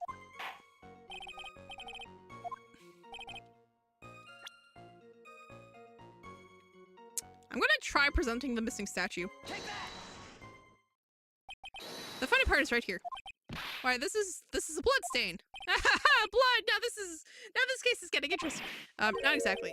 Oh, it's just paint and peach colored at that. From blood to peaches, the judge sure loves going on his wild tangents. The problem with this photograph is not the paint. The problem is when you consider the layout of the basement warehouse. Turns out that something that should be there is nowhere to be seen. Well, Mr. Wright, what is supposed to be in this picture instead? Take that! The supervisor of the treasure exhibit stated the following. Well, there's a good reason for that. On the day of the crime around noon, that golden statue just happened to arrive from the mountain training hall. I realized that the statue would be the perfect size for covering up the paint stains. That's why I put it where you first saw it. I myself was there the night the theft took place and saw the statue on that spot. If that picture was truly taken on that night, then that statue would have been there. Objection! But when I went there the day after the theft, that statue of the old bag was sitting in the corner. Perhaps it was somehow pushed there accidentally. Your Honor, this statue is slightly larger than yourself and quite heavy. It would take more than an accidental push to move it at that distance. In that case, can you prove it? Can you give us the rhyme and reason as to why that statue was moved that night? Can you do it, Nick? Never mind who moved it. The real question is why. Well, Mr. Wright, I hope you're prepared with your answer. Now then, who is the one that moved the golden statue on the night of the crime? Oh, where is he? Take that! The one who moved the statue is none other than Look At Me. Come now, Sir Lawyer. There you go again on one of your strange illusions. Mr. Wright, what basis do you have for your strange illusions? It's very simple. The witness was the only one in the basement warehouse that night. That is indeed very simple, however. Why would I want to move a heavy golden statue? The reason for moving the golden statue, here's where our battle really begins. Well, Mr. Wright, what reason did the witness have to move that statue?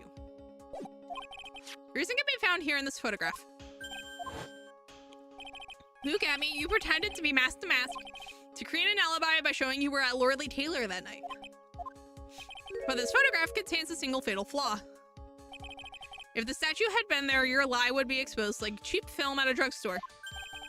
That is why you had to move the statue. A single fatal flaw. Interesting theory. Please enlighten us. Just where in this picture does this lie exist?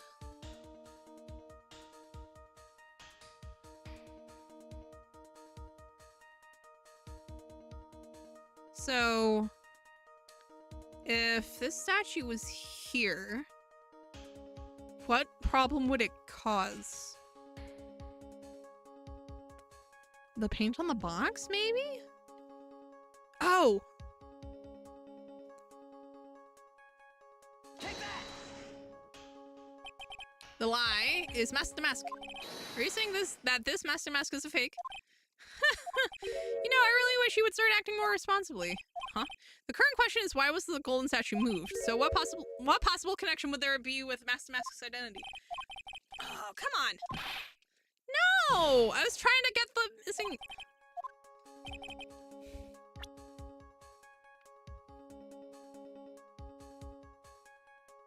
Take that! No! I wanted the box!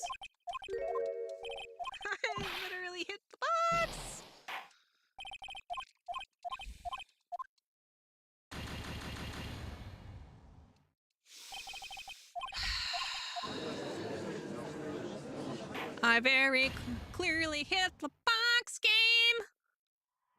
Unless you're trying to tell me that the box is part of Mask to Mask. I'm so mad. I'm so mad. Alright, we're just going to speed through all of this. Apparently I was stupid and did not put down a safety save when I needed it.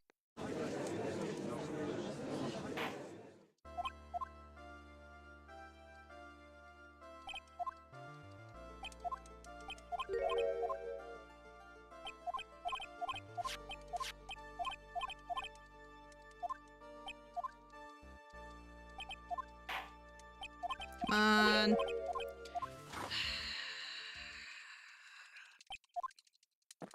Come on. Come on! Stop talking, all of you. I should have just landed one at the beginning of the testimony.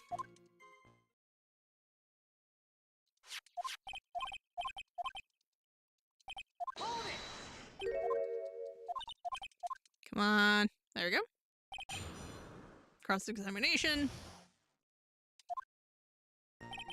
Alright. So we don't have to listen to him talk. Push him on everything. I don't believe we presented anything. Objection.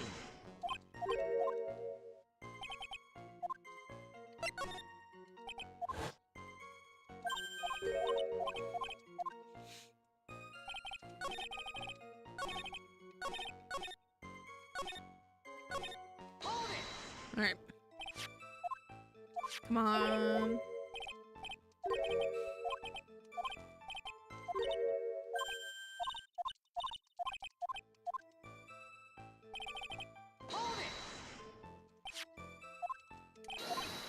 Okay, so this is where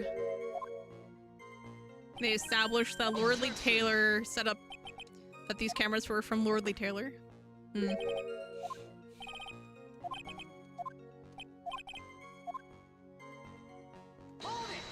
Come on.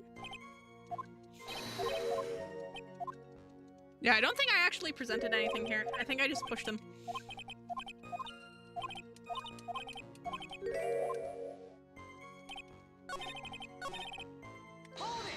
Come on. There we go. There we go. Got him.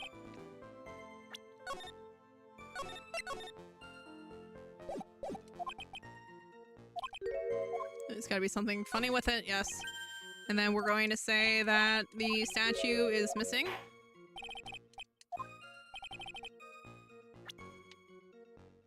Statue missing. There we go.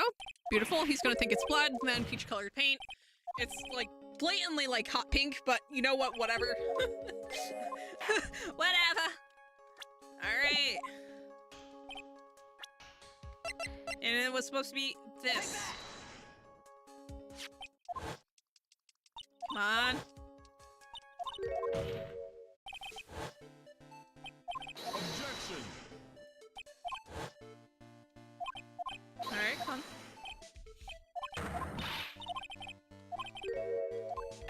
Yeah, no, why wasn't moved? Who moved the golden statue? It was him. Because he was the only one.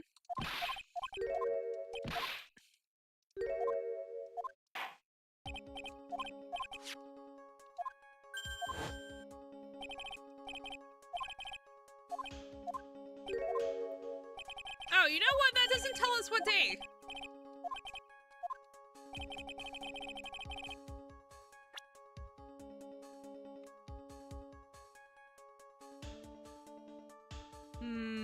It could be the time.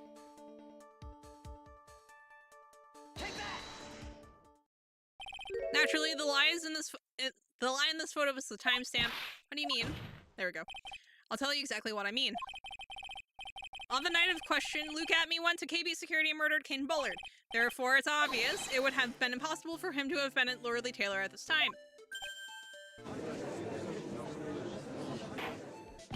But what does this have to do with the statue being moved? Remember, if you will, Your Honor, when was the statue placed beside the warehouse door? Well, the statue was taken down to the warehouse on the day of the crime, and it was placed there in order to cover up the paint. Exactly, Luke Atme had already decided on the time when he was going to kill the victim. And so in order to create an alibi for that time, he took this picture days before the murder took place. What the? Of course, the statue hadn't been brought down yet to the basement warehouse. So on the day of the crime, Mr. Atme must have been quite nervous. As nervous as a long-tailed cat in a rocking chair factory, so to speak. Oh my god, what a description. Why? Because something that wasn't supposed to be there had been brought down and placed where it wasn't supposed to be. And that is why Luke Atme had to move the statue on the night of the murder. He did to make the room match with the way it had been in this photo.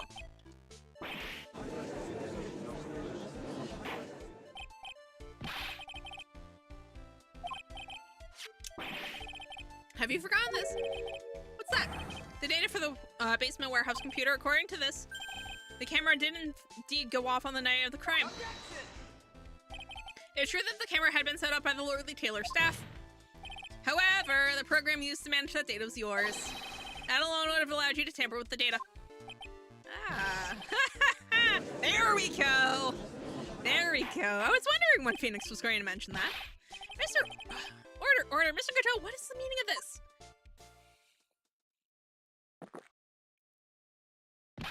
Gateau, I warned you about making me wait. Now put that coffee down. My 11th cup. Sir! I promise to drink no more than 17 during a trial. Which means I'm still good until the last drop. However, the defense has a very good point. A good point, so what? We are all but travelers on a road of infinite points. I think he's got his points mixed up with his other points. So you say this photograph was taken ahead of time, and that the statue was moved in order to make it match. That's a very interesting idea. However, there's one point that can't be denied, which is 12. That it's only a possibility. Men that are trapped by the chains of maybe can never reach their dreams. Also, that coffee was gray. Ew. That's very true. No way! Don't fall for that, Your Honor. Hey, Mr. Mask. Yes? If there's no funny business in your actions, says Mask to Mask, there should be no problem with you telling us your strategy, so let's hear it. Yes, please provide this court with your testimony about your plan to steal the sacred urn. Okay. I first received the request from Lordly Taylor about 20 days ago. The urn was placed in a box, and Zavari, it was then sent into the warehouse. Hence, I was actually unable to see the urn for myself until the day of the crime. I knew it was an extremely valuable treasure, so I sent my card 10 days beforehand. Then I handled security by myself to ensure that my crime would go smoothly. At last, I held the urn in my hands for the first time at 1 a.m. on October 12th. That's pretty much all the stuff we've heard before, isn't it? Yeah, but we will find the truth hidden in the nuggets of new information he gave. Witness, you're sure there are no mistakes this time? Savari. Very well then, Mr. Ray, you may begin your cross-examination. We got this. I first received the request. Let's see. You were asked to guard the urn by Miss Adrian Andrews, is that right? Indeed. It seemed that they had heard of my sparkling reputation. Sir, absolutely not. I see Miss Andrews is still attracting the weirdos. You better watch out too, Maya. Oh my god, true. Actually true. Let's see. You mean this box? Yes, that pathetic box. Lady Andrews was especially taken with that urn. And she wouldn't let anyone enter the storeroom, not even me. Huh. Interesting new tidbit.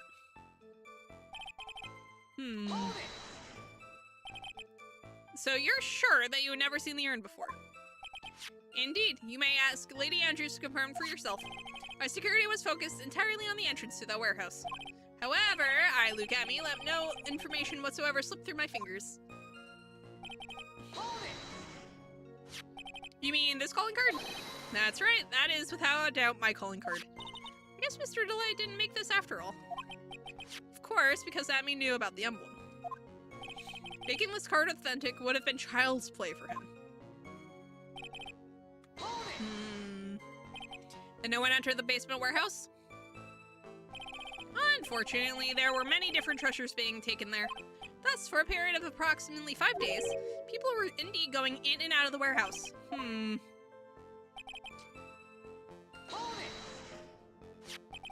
this is the photo that proves that, huh? Indeed. To be honest, even if a photo was taken, I didn't think it would matter terribly much. Hey, Nick, if this photo is a fake, Detective Abby might have stolen the urn whenever this was taken. That's true. You know, he's been saying that he never saw the urn until that night. If we can prove that he's lying there, we can wrap this up and put a bow on it.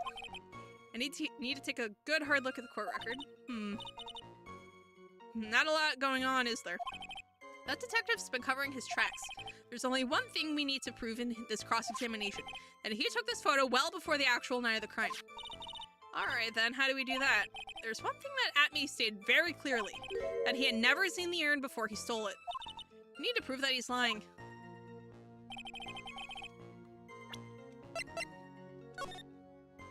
Let's see. There's that picture, treasure exhibit, Sacred Urn of Crane Village, Lordly Taylor. That poster would have told him everything he needs to know about it.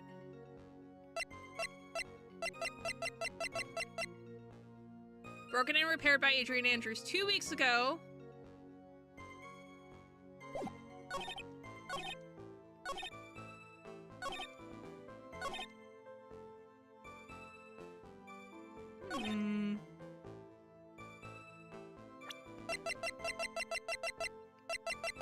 I want to try this.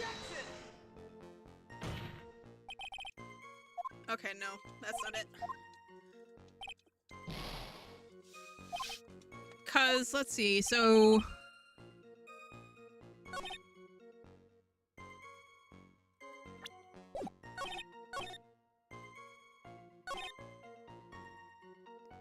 So between the time that Atme was summoned and the day he sent the calling card, he would have seen the vase. So...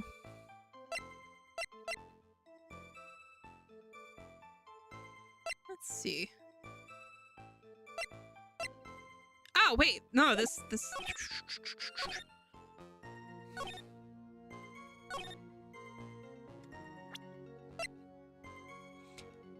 I held the urn in my hands for the first time. No, he didn't. How do we prove it? How do we prove it? Because his box didn't have paint on it. This one did. Although...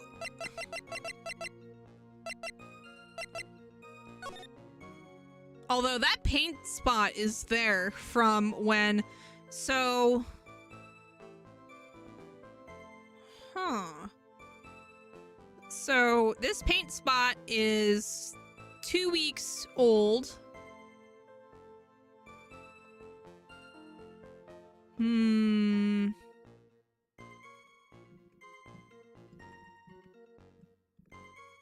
Okay, so we know that this paint spot is 2 weeks old as of getting this fixed, right? When Adrian dropped the Urn's box 2 weeks ago, she also knocked over some paint. Box is covered in paint. The urn itself is covered in paint.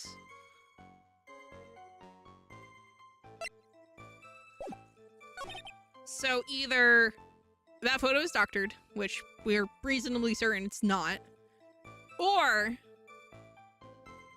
it was in that, like, somewhere in that 2 week period before the paint spot got covered up.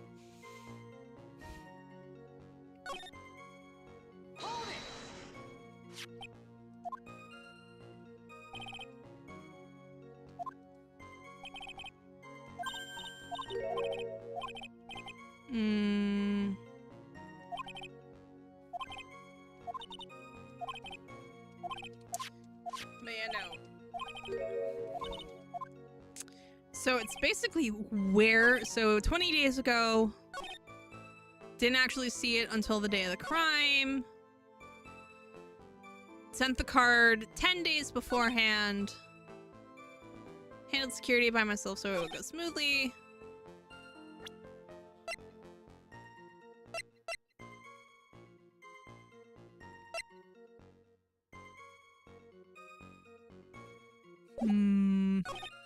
How do we want to go about this? So I'm trying to figure out kind of how it's trying to have us present the logic here. Because we know that the absolute...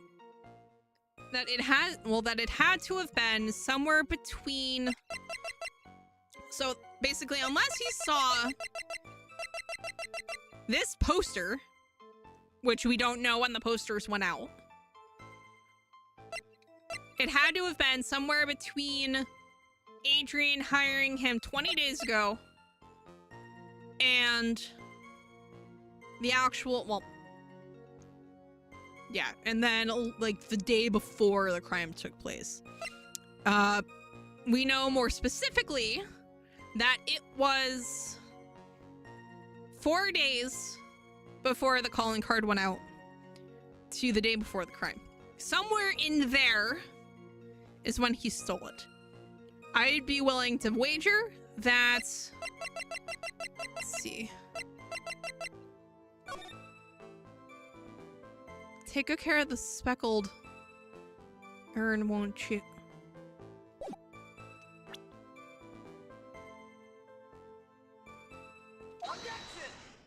I forgot. Ha! If you really are Mask to Mask, then you also wrote this calling card, correct? But of course. Is there a problem with that calling card? Allow me to read a passage from the calling card that Mask to Mask had written. Take good care of that speckled urn. Now, the speckled here is surely refers to this pink pattern on the sacred urn. Yes, that is true, but so what? Truth be told, there is no way that Mask to Mask could have known about the pattern. What do you mean?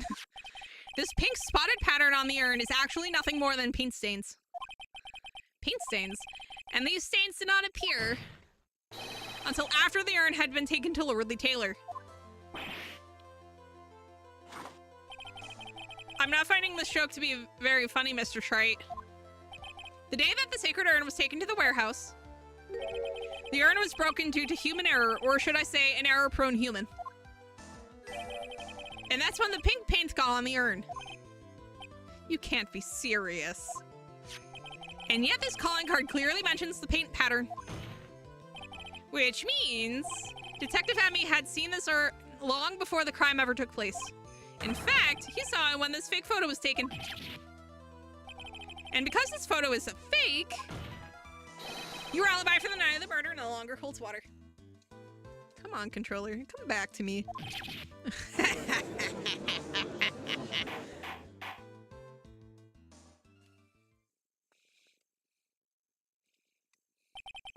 Witness, do you have anything to say for yourself?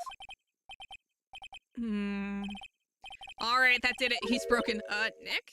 I think it's still a little early for a victory pose. Huh? Yeah. Godot's got something up his sleeves. Ha! It's so sad. No one has any conviction these days. Conviction, you say? Yesterday, we all decided unanimously that this man was Mask to Mask, and now we're calling him a murderer. You don't think we're being a tad fickle? That's a good point. No way, don't fall for that too, Your Honor. You see that Luke Hammy was the one who killed Kane Bullard? Then let me ask you this. Why would he do that? An excellent point. Motive, Mr. Wright. Motive. Might you by merry murderous motive manifest? Absolutely not. That sentence can just go away. Nick, he's getting a second wind. If he prepared an alibi and pinned his crime on Ron Delight, as you say, he must have had a very strong motive for murder. The only one with any motive we've seen is Ron Delight. Isn't that right, Detective? Indeed, according to my own research, the boy's motive is clear. Without a motive, it's nearly impossible to prove guilt in a murder case. Now then, maybe you can enlighten us as to what the defendant's motives were. I'd be honored to, sir, old-timer. They're doing everything they can to make Ron look suspicious. Despite our lack of hard information, this may be our only chance.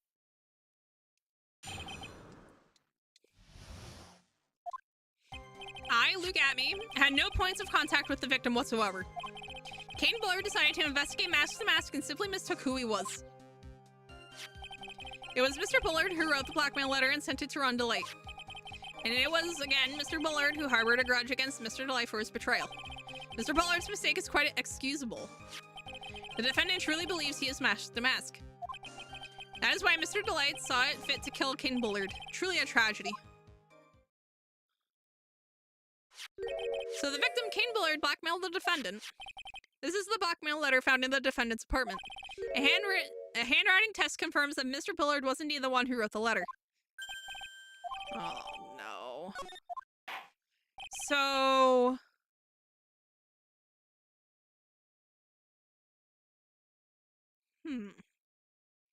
Very well, Mr. Wright. Begin your cross-examination. So...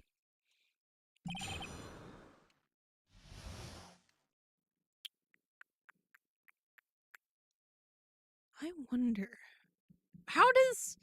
Okay, so if Bullard was the one feeding... Well, actually writing the blackmail letter... Actually... Let me see this one. If you don't want your true identity revealed to the world, come to KB Security at 1 o'clock a.m. on October 12th and bring $50,000. If you don't, I'll take that red diamond you received the other day. This wasn't included. Oh, what if this wasn't intended for Ron? What if this went to the wrong person? Or maybe not necessarily to the wrong person, but who has a red diamond? This man. But he doesn't have a second identity, does he? So...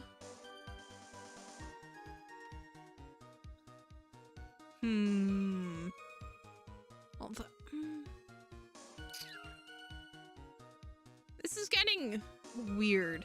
Because on one hand, I'm inclined to think it's Ron who is actually... but if... Well, he was investigating Mask to Mask. He would have known the symbol. I'm honestly not entirely sure which of these is actually Mask to Mask, because it almost sounds like he's being blackmailed. And then, kind of, his secret identity is the Penguin, clearly. And who in the world is going to prove that? I will. After doing a thorough background check of Detective Atme and Kane Bullard, we were unable to find any links between them. It's all in the report. Perhaps they were connected through their work. They were both involved in security. Nope, that was blunt. In any case, the only one with a motive was Mr. DeLight.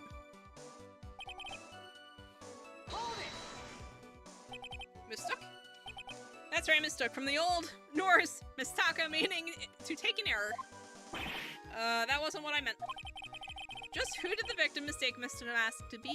Why, the answer is obvious. Ron DeLight, of course. Boy, I'd like to wipe that guy's smug...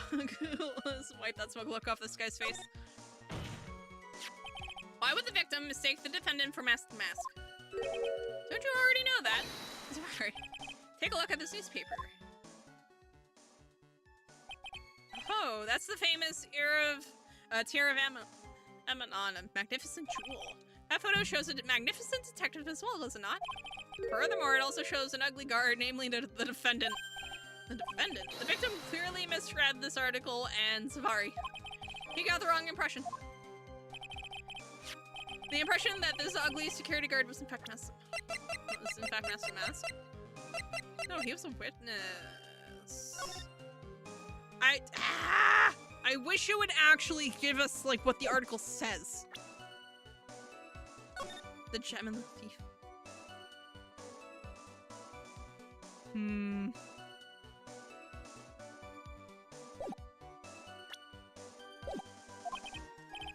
I see. That was an unusually reasonable deduction. It was Mr. Bullard who wrote the blackmail letter and sent it to Ron. You mean this blackmail letter right here? It says, bring $50,000, and the handwriting is, without a doubt, the victim's. There's no mistake, we have an official report to prove it. But I don't see an addressee on this letter anywhere. An addressee. This letter was discovered in Ron Delight's apartment, and Mr. Delight did show up at the designated place and time. The fact that there is no addressee is irrelevant. I wonder, what's up, Nick? I just had a thought. What if that blackmail... Exactly. Do you have any evidence of it?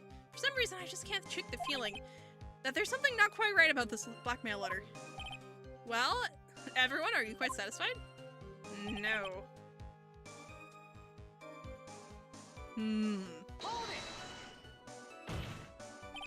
What do you mean by that? Oh my, I was certain you were already aware. Sorry. KB Security has a lot of security info on all sorts of companies, and since I was the security team chief, I stole data from the company. Kane Bullard had yet to forgive young Mr. Delight, which is why he sent him that letter upon mistakenly believing he was the thief. Here's a file that we discovered in Mr. Bullard's office, evidence that Mr. Bullard was receiving money through blackmail. However, isn't this a bit odd? Why did the defendant pay Mr. Bullard the money, even though he wasn't actually mask to mask? On that point, there was an unfortunate bit of chance.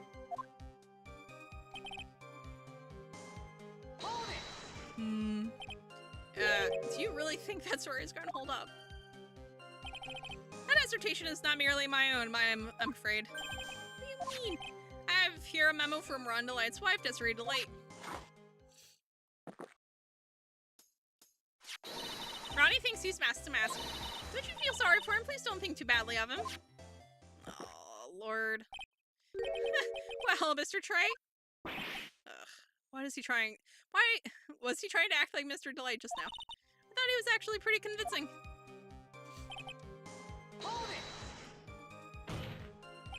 Now that's just your imagination talking. Come now, Sir Lawyer. I'm afraid imagination isn't the right word for it. This is a deduction, the result of carefully applied reasoning. Can we hear that careful reasoning for ourselves? It's a long story and better saved for another time. Very well, another time. Those so-called long stories aren't usually all that long. At least, not in my experience. So you're going to try to connect Detective Atme to Mr. Bullard, right? Yeah, that's right. Hopefully it won't require surgery either. In that case, you'll have to talk about the blackmail. That's true. Was that black letter? Yeah. Blackmail letter was not actually...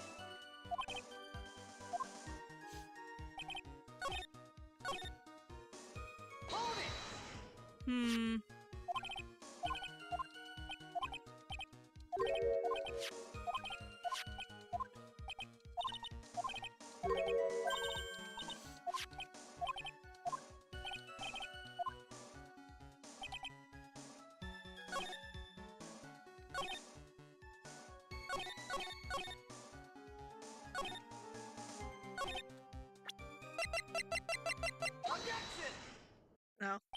Mind if I ask you a few questions, Detective Atme? Well, if it's just a few, I guess it's alright. When you said that this letter was addressed to Ron Delight, I couldn't help but notice one major contradiction. Contradiction? I don't know where a walking contradiction like you gets off saying things like that. You're one to talk. At times like these, men are made to express themselves with their fists. Why don't you show us what you've got there, Junior? Indeed, time to man up, Mr. Wright. Amazing.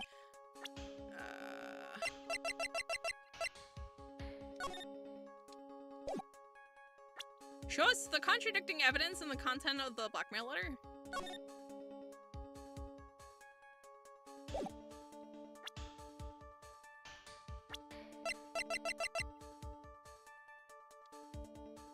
So how do we present the ring?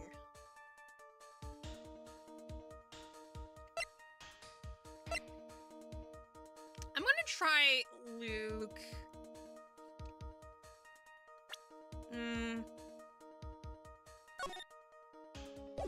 Cause it's like that red diamond.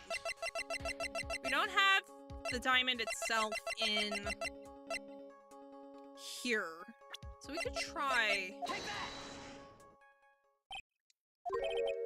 Objection! There we go. I think you may want to punch. Come on. Okay. So it's not that.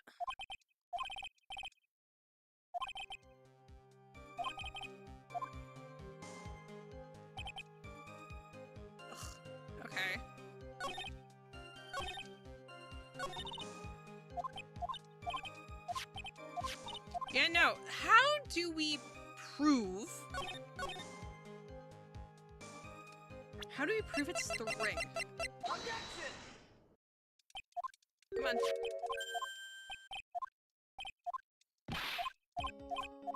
Okay, so it's gonna. Take that! Yeah, so it's not gonna. How do we prove? No. So yeah, I don't care.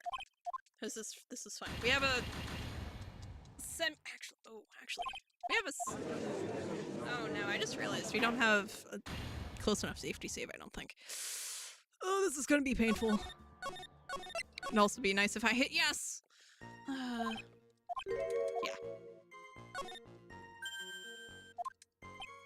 Oh, this was all the way back here. Oh, I hate everything. Okay, it starts here. Take that!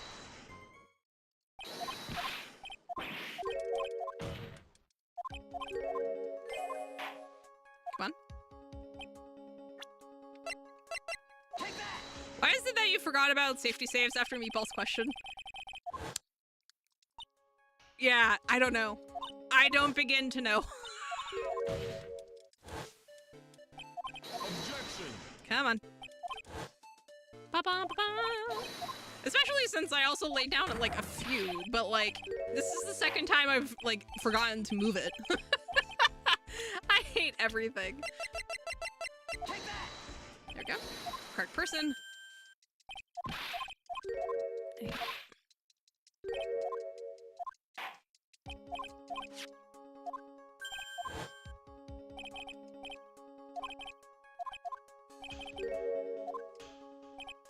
Alright, come on. The fatal flaw. Come on. Give me the cursor, thank you. We present the time.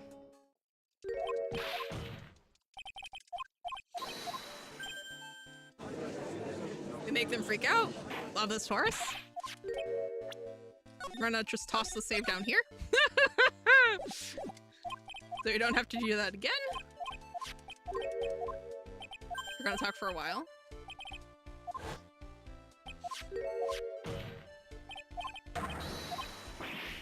And he gets whipped out. Objection! And we're gonna be like, well, you could have changed the data.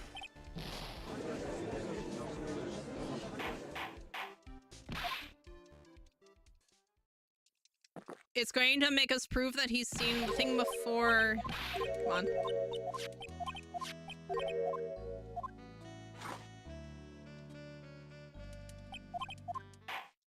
I hate that that coffee is gray instead of like brown.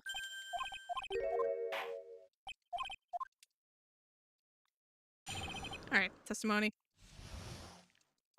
Well, luckily we know exactly what we're doing at this point. Come on. Up, up, up, up. Stop talking! Everybody stop talking! Thank you.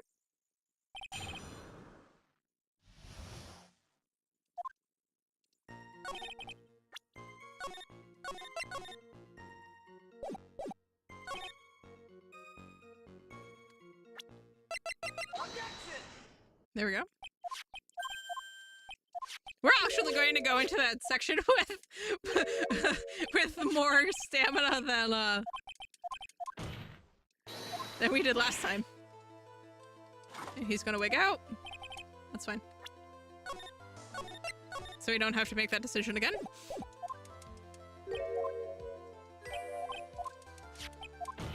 Come on.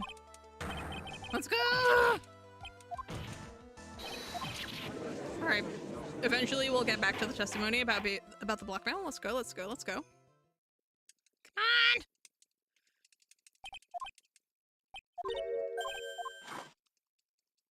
Godot, what coffee cup is... What number of coffee is that?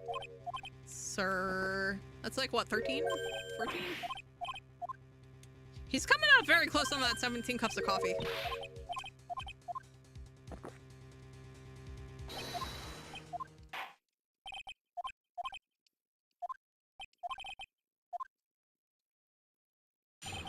There we go.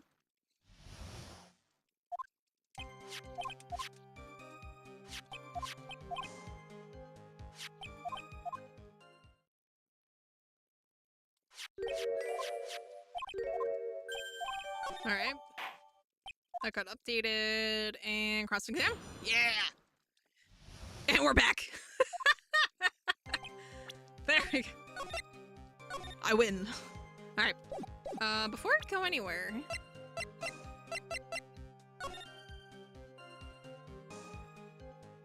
Tear of Amanon, we know what that looks like. Crown of Bangora, Left Hand of Hades. Was it sculpture? Portrait of Magina.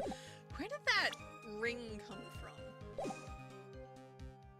Hold it! And who in the world is going to prove that? I will. After doing a thorough background check of Detective Atme and Kane Bullard, we were unable to find any links between them. It's all in the report. Okay, perhaps they were connected through their work, but they were both involved in security. If Godot ever stops drinking coffee, cold turkey, he'd probably drop dead immediately, yeah. Especially since he drinks 17 cups during a trial. Also, wait, how did he figure that out? The first day the first day of the trial? Did he go through 17? Hold it! Because according to him, this is his first case as a prosecutor.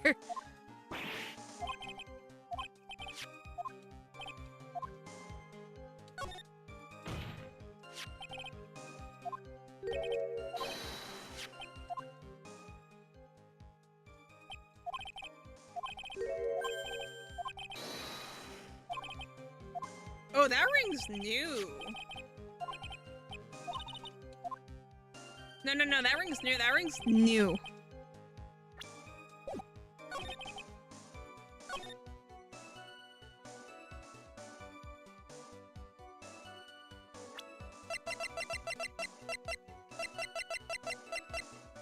Objection!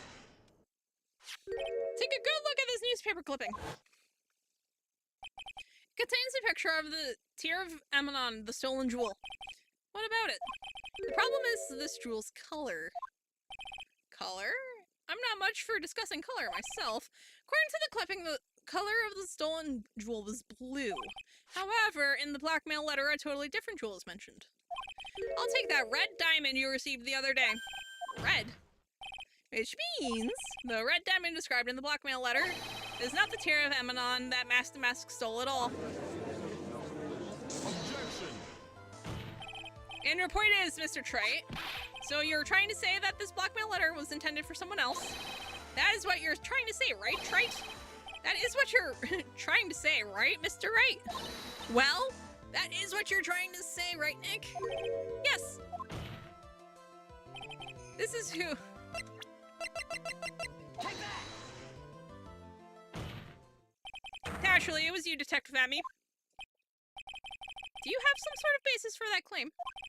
You have been personally involved in every single mask-to-mask case. And in the last case, you, quote-unquote, recovered what was stolen. And received a, quote-unquote, jewel. As your reward. A jewel. Probably the one wrapped conspicuously around your finger. That red diamond ring. That is the diamond referred to in the letter.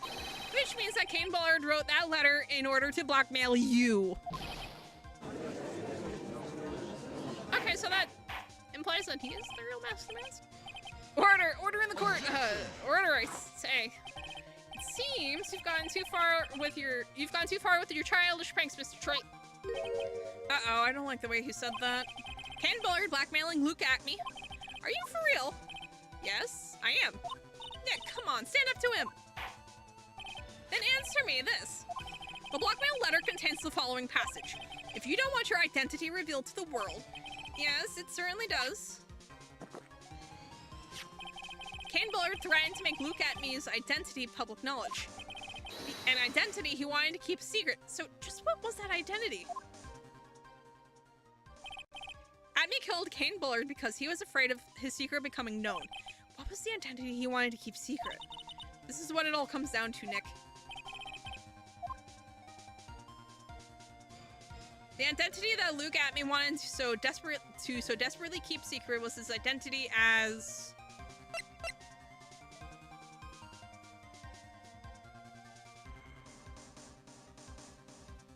So So, would he...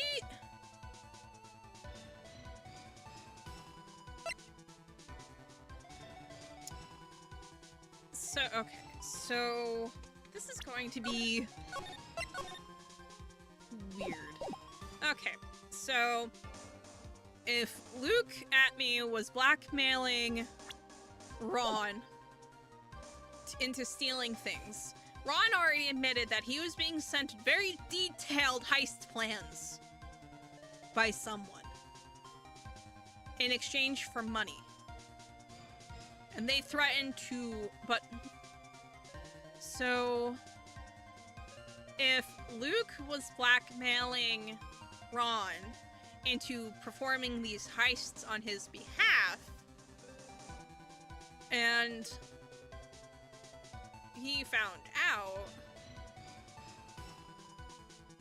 Yeah, no, because...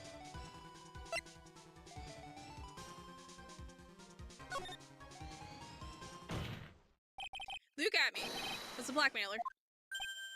Objection. Hey now, isn't that a little different from what you've been saying? You said that Kane Bullard was the one blackmailing Luke at me. Are you saying that at me was blackmailing someone else on top of that? You have to admit that does sound a little odd. It's not odd, it's the only thing that makes any sense. Kane Bullard was blackmailing Luke at me. But Ron DeLite was also being blackmailed by a certain someone. So did you start receiving blackmail letters after this incident? Yes, just a few days after the Tear of Ammonon heist. After that, I started getting the plans in the mail. I received plans from some very kind person, incredibly detailed plans. Detailed plans? In which case, that would mean that Ron DeLite was actually masked to mask. That is what we are claiming. Someone else came up with the plans and had Mr. DeLite steal his targets for him. And that someone was none other than Luke at me. Shh, silence! Now I see, it's all becoming clear. What is? When you were in grade school, you received the same report card every year. Careless with the tendency to jump to conclusions, am I wrong? How did you... You say that I, Luke at me, was blackmailing Ron DeLite, in which case I would naturally know all about his relation to Mask. Well, yes. Ron DeLite started receiving plans from his second crime onward, correct? Which means I learned of his identity when he committed that first crime. Good point. You certainly couldn't have blackmailed him otherwise. In that case, let's see some hot bitter evidence. During the first crime, how did Luke at me know that Ron DeLite was...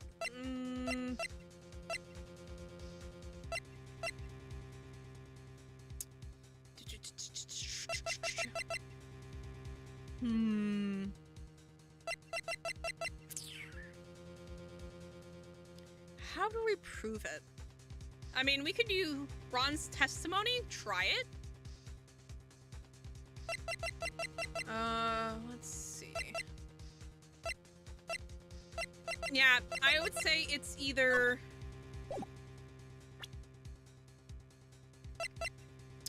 Yeah, well, we learned about it during the testimony, so we'll try that.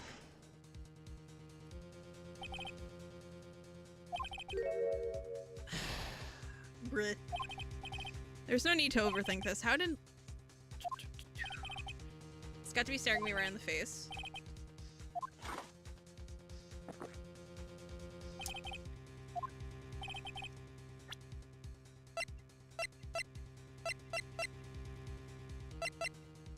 I swear to God, if it's this. No. Oh, I think I see it. See what? When you were in grade school, you received the same report card every year. Gets into lots of mischief trying to be the center of attention. What do you mean? This newspaper clipping. It has a picture of you and Ron DeLite in this in his guard uniform. It seems that Mask to Mask didn't just disappear into thin air. He just took off his outfit and hid it in a bucket. That sounds far too stupid to be true. Correct. With tricks like that, he couldn't fool a baby, let alone an ace detective. And that's when you figured it out, Mr. Atme. That's when you learned... Got him. Wasn't he supposed to be Mask to Mask? Not only that, it looks like he wasn't even an ace detective! I can't believe it, he was just a slimy blackmailer! What a fraud, trying to pass himself off as an ace detective! Why you? How dare you expose me like that? never blackmailed anyone in my life. I'm a famous and proud ace detective and also mask to mask. Why can't you understand that? Oh, that's a great shot. I'm afraid you are neither a proud thief nor an ace detective. You're a blackmailer and a murderer. That is your true identity. Why you?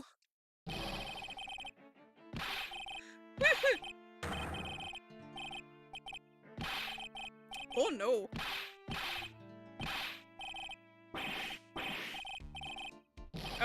Oh dear. I think we broke him. Chat. Oh no. Ugh. As much as I hate him as a person, I love his design.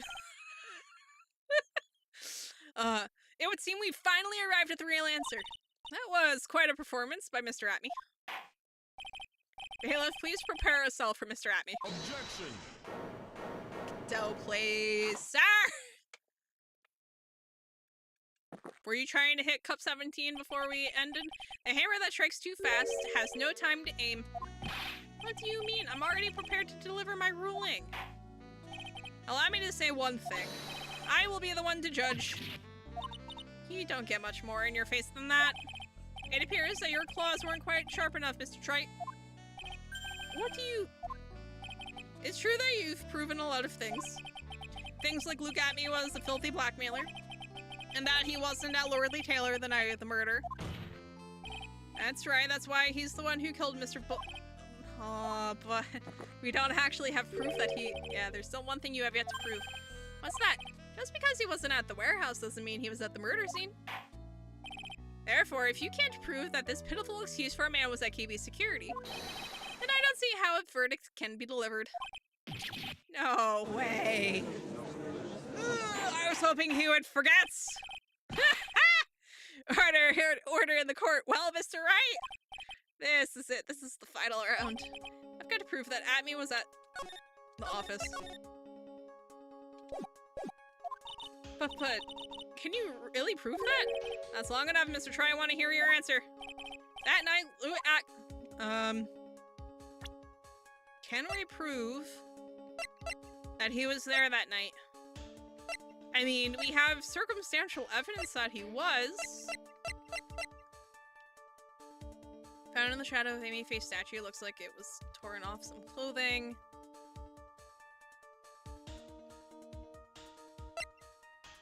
How did this get torn off? How did this get bent?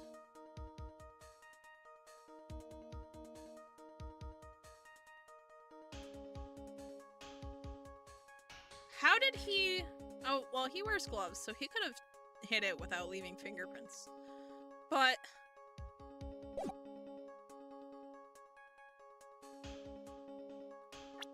how do we prove... Let's see. Wait. How did he die?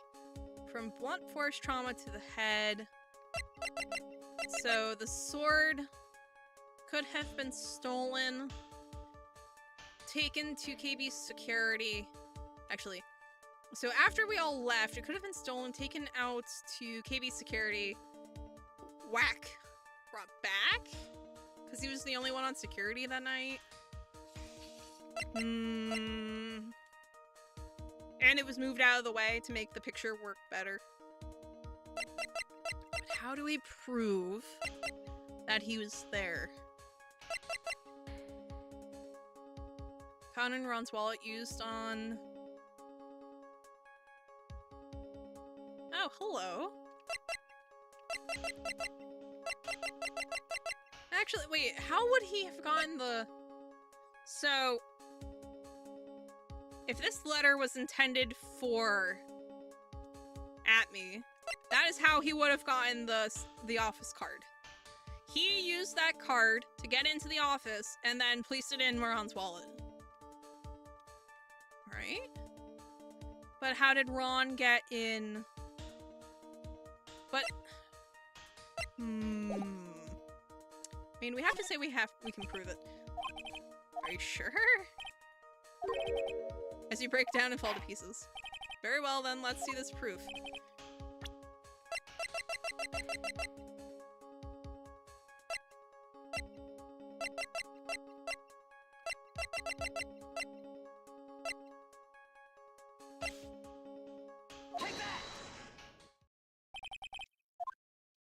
Okay, so he's going to say no. Just throw it. Special blood number 49. Thanks. It's bitter, very bitter. Come on.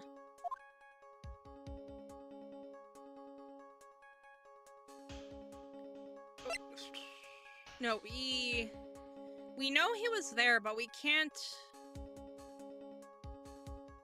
prove that. Well, no, we can prove that someone was there, but not specifically him. Because this was found at the scene of the quote-unquote theft. This was rung by someone who didn't... The buzzer went off because of someone who didn't leave any fingerprints. This was found at the scene of the crime, but that could have been for anyone.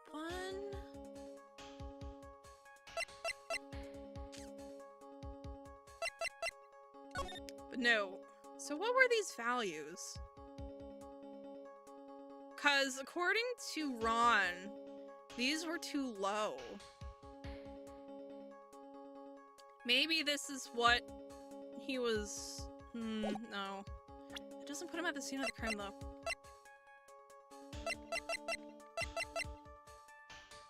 We could try...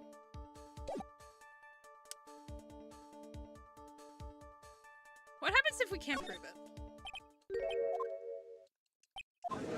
Okay, that's just what I thought.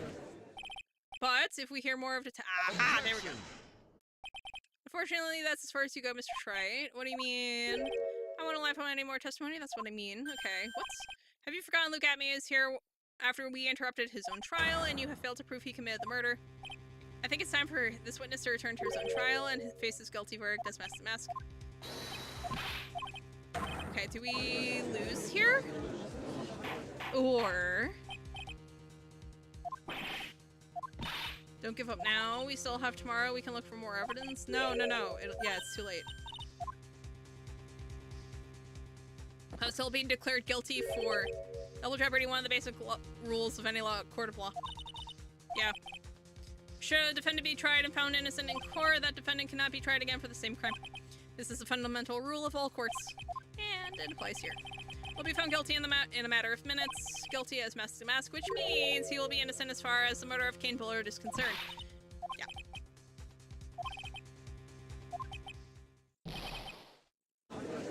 Does that endgame us? Maybe. Come on. The role killer Luke Atme will go free.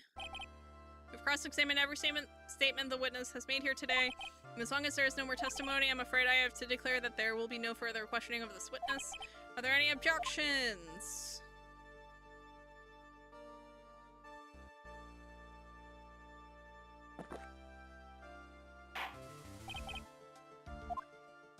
Okay, his cross-examination... Who's objecting? I think I see it, Your Honor. When you were a child, this is what was on your report card every year. Has poor hearing and often makes mistakes as a result. How did you... Phoenix, raise your head up high. Have you forgotten what I used to tell you? Mia? A lawyer is someone who smiles no matter how bad it gets. That voice, no way! Hey! Hi, Mia! Long time no see, Phoenix. This is the true power of the Korean channeling technique. I know that it's really Maya who's standing before me, but right now she's my mentor, Mia Fey. Hey, let's go. Now, let's do this. But there's nothing more we can do, Mia. Without any more testimony, I can't cross-examine. Not yet. The testimony's not over yet. What do you mean? Your Honor, just now you said something very interesting. You have cross-examined every statement the witness has made here today. Yes, that's true, but unfortunately, Your Honor, you're forgetting something. Earlier, after the last cross-examination, this witness made a number of remarks. Well, now, as your lawyer, it seems that love wins out in the end after all. I'm the ace detective as well as Mask to Mask. My verdict will verify that. Just as Ron Delights will verify that he is the true murderer. I declare that with the full force of my ace detectiveness. Yes, but these comments appear to have no importance whatsoever. Very well, then we shall prove their importance via cross-examination. At any rate, as long as the witness has made these remarks, we, the defense, assert our right to question them. Is that all right with you, prosecutor? Is something the matter, Mr. Godot? Nothing. Oh, so lawyer, it looks like you're one step too late. If you think such falsehoods will do anything to me, look at... Let's hear it. Huh? It's true that the witness made some remarks. So then, let's hear this last bit of cross-examination. Mr. Godot, what are you? Very well then, Mr. Look at me. I'm going to allow the defense to cross-examine your earlier remarks. Godot loves the penguin. Or Mia. The defense would like to hear why you declared the defendant to be the true murderer. So please, give us one last bit of testimony. Phoenix, this is it. This is our absolute last chance. Yes, Chief. Let's go. We got this. Indeed, it is true that I was not at Lordly Taylor. I had to leave to see about another vitally important job request. I had known about the date beforehand, so I had this photograph readied. My brilliant deduction was what informed me that the true culprit was drawn to light. And thanks to the keycard and wallet, it was abundantly clear that he was there. I was also able to make a deduction from the buzzer, which only sounded once.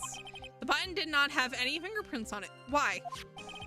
The victim would have left prints if he sounded it, which means the killer sounded it. Mr. DeLay was wearing his Master Mask outfit, which is why he left no prints. And the blackmail letter, the victim likely took just mistook the color of the jewel. Zafari. Therefore, all the evidence points to that poor boy. Oh, this is a long one. This testimony actually seems to hold up pretty well. The witness's earlier remarks do not appear to have been hastily prepared. All of his points have been explained and none of them seem to contradict anything. But of course. But how did you know about the emergency buzzer? The police investigation documents went directly through me. And I always look over all of the documents. It's elementary, Sir Lawyer. Are you going to make even more trouble for us now, Sir Lawyer? I will not allow any of your usual shenanigans, Mr. Wright. Yes, Your Honor. We cannot postpone Luke's Atme's trial any longer. This is your last chance. And just one? Well, Phoenix, there isn't any evidence that contradicts with that testimony. So it would seem. What do you mean, so it would seem? Listen, Phoenix, pointing out contradictions doesn't always mean you have to present evidence, does it? At any rate, this is our last chance. If you can't point out a case-breaking contradiction... I hate everything. You lose. That's all there is to it. Cup number 17, the last cup. It seems like the time has come to put an end to this trial. Lord. I have to find a fatal contradiction in this testimony, and I need to point it out without presenting evidence. Which means all I can do is find the contradictory remark and press it. Remember, you only get one chance. Oh, I hate everything.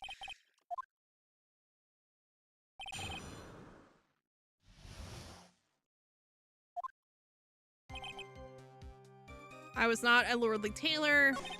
I had to leave to see about another vitally important job request.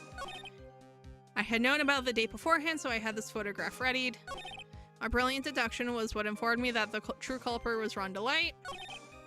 And thanks to the keycard and wallet, it was abundantly clear that he was there. I was also able to make a deduction from the buzzer, which only sounded once.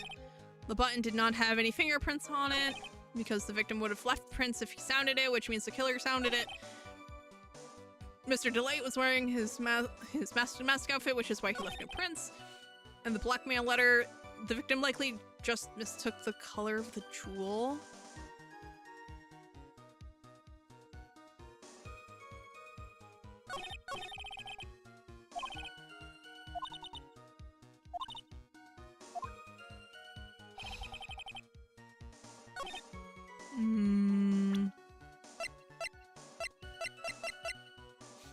So...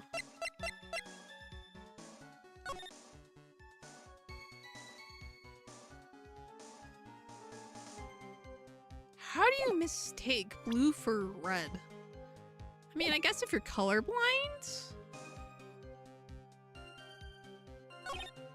It is true that I was not at Lordly Taylor. I had to leave to see about another vitally important job request. I had known about the date beforehand, so I had this photograph readied.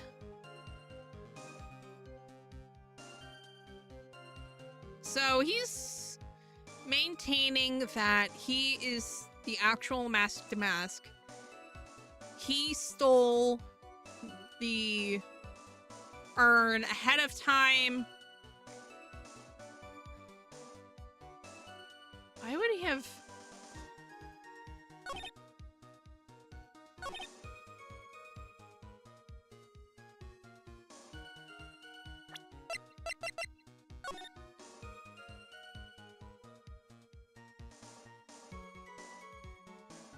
Now, granted, he didn't say when.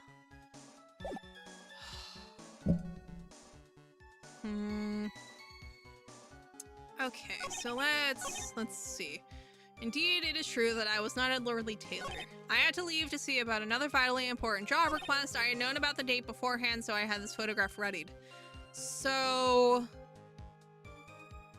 But if you knew about the date beforehand, why wouldn't you have just sent the calling card to steal the urn on a different day?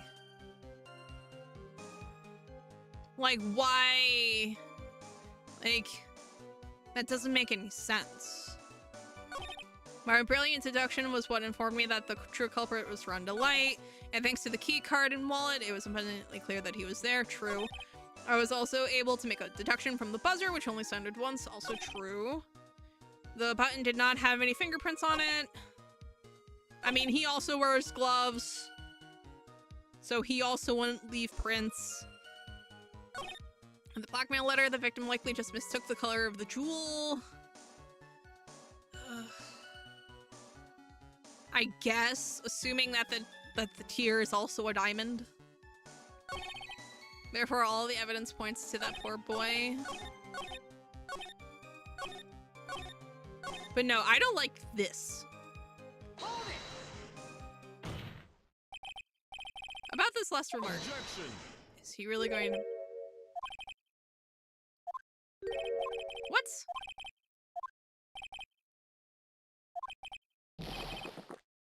Oh, fine. I mean, it's fine, because I have a save, like, right before it. That's fine. So... Oh, you know what? It would have to be... Oh, you know what? I think it's the one before it?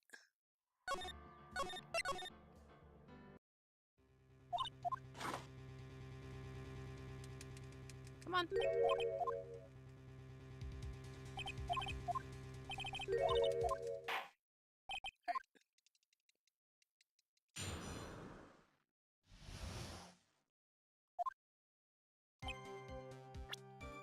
Here, we'll move the save up here so it just dumps us here.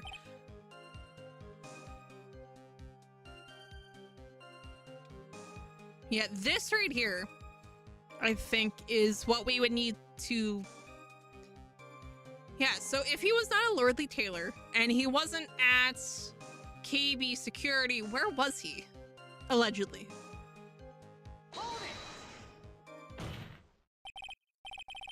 Oh, is he really going to... Ah! Ice cream.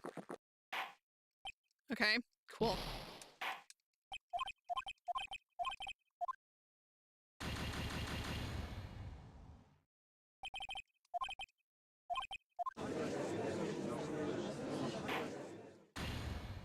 Ice cream! Alright, so...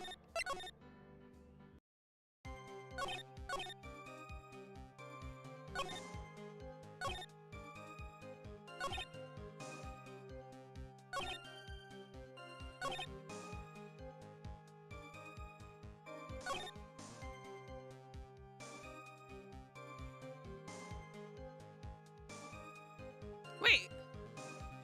How did he know he was wearing the... There we go. Objection. No! How would he have known if he wasn't there? Okay, there we go. I'm afraid you're the one who still doesn't get it. Aha! There we go. Mr. Ahmy, it seems you have finally admitted that you were in the CEO's office on the night of the murder. There we go. How can you say that? Let's review your testimony again, shall we? The button did not have any fingerprints on it. Why? Mr. Delight was wearing his mask outfit. Is that correct? Indeed, that's what I said. My deductions are absolutely foolproof. More likely, your deductions prove that you're a fool. Aha! Love it. I'm sorry. Whatever do you mean? For some reason, I'm starting to get really thirsty. When exactly did we learn the fact that Ron Delay was dressed as mask to mask when he went to the scene of the crime? That was, it was just a few hours ago, back when my 6th cup was looking at me with a cold stare. The fact that he remembers that.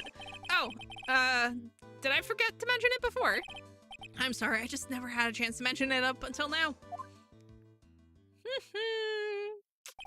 That's right, the defendant had yet to tell anyone else this fact before this morning.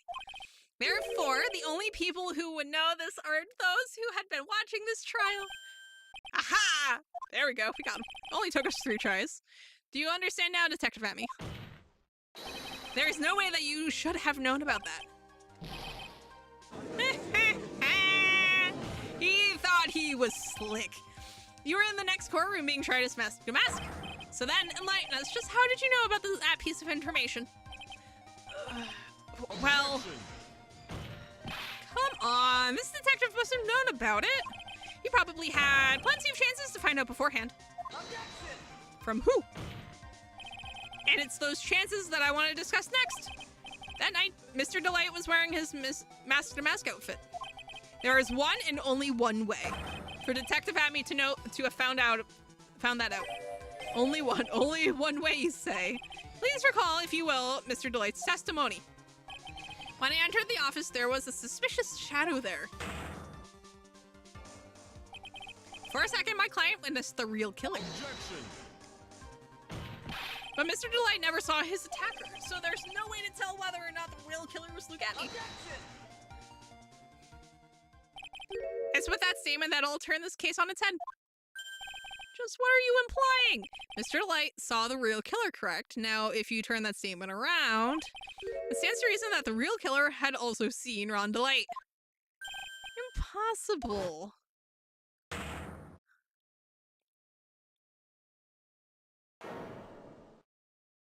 Yeah, we did it. Detective Amy, you saw Mask to Mask at the murder scene that night. You saw him when you killed Kane Bullard and assaulted Ron Delight. That was the only way you could have known what Ron was wearing.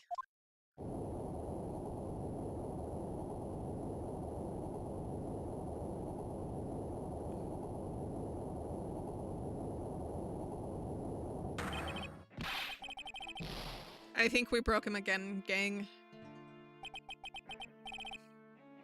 Take a good look, everyone. Unable to find a rival worthy of my genius, I was forced to create one by myself. Here I am, the tragic clown. That's the same line you gave yesterday. But I think there's a little more meaning behind it this time. Oh, we broke him. We broke him, chat. This is a broken man. What an awfully complicated incident. Kane Bullard was blackmailing Luke Atney, who was in turn blackmailing Ron Delight. And upon killing his blackmailer, Luke Atney tried to frame Ron Delight. He then claimed to be guilty as mask to mask in order to escape his true crime. And to that end, he came up with this plan. To use the double jeopardy rule when making his alibi. At any rate, it would seem we finally found the truth. Excuse me. I came perilously close to besmirching the record of an innocent young man. Besmirching him with the title of murderer. Don't ignore me! Oh, I didn't realize you were there! Why wouldn't he be? About the verdict. I know. You never committed any murder. That's right. I'm so glad you understand that, but... I really am estimates! Huh? So, thanks to that trial yesterday, I'm innocent now, right? What was it you said? Double jeopardy?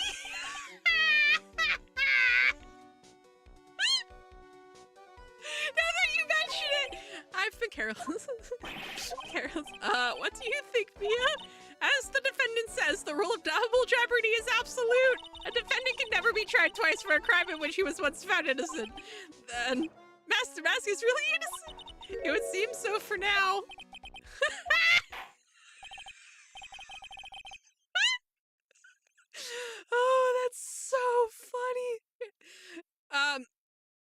Yes. Well, he's innocent for murder, and he's innocent for stealing the urn. The other ones, theoretically, statute of limitations has run out. But yeah. So basically, he's innocent until he just goes and steals something else. But the one who was giving him all of his plants is going to prison for murder, so... we'll see. Boy, this is really lucky. Wait, this isn't so good after all. You see the thing? I still am masked. Oh, this poor lad! Sir, just take your innocent and go home. Real life larceny is so boring, honestly. I wish real thieves were the tuxedo mask types. I know, right? Statute of limitations on theft is like a decade. Shh. Don't think about it too hard, Wood. Don't think about it too hard. But yeah, no, honestly, like... No, honestly, that's why that, Taper. That's why that, there was a heist out in California. There was like a heist earlier this year. Out west. Oh, where was it? Real life heist 2024.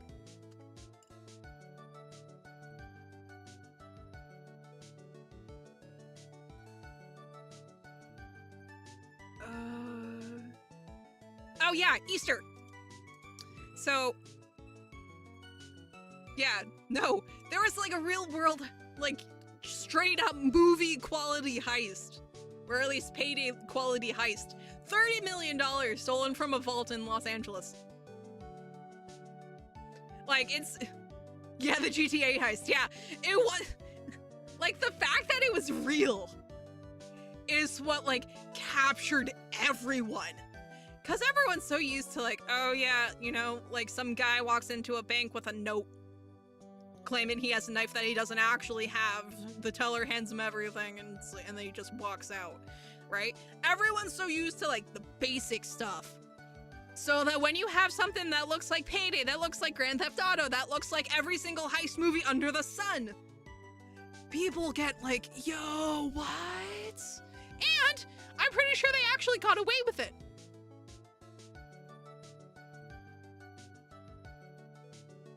Because I don't actually remember them getting caught.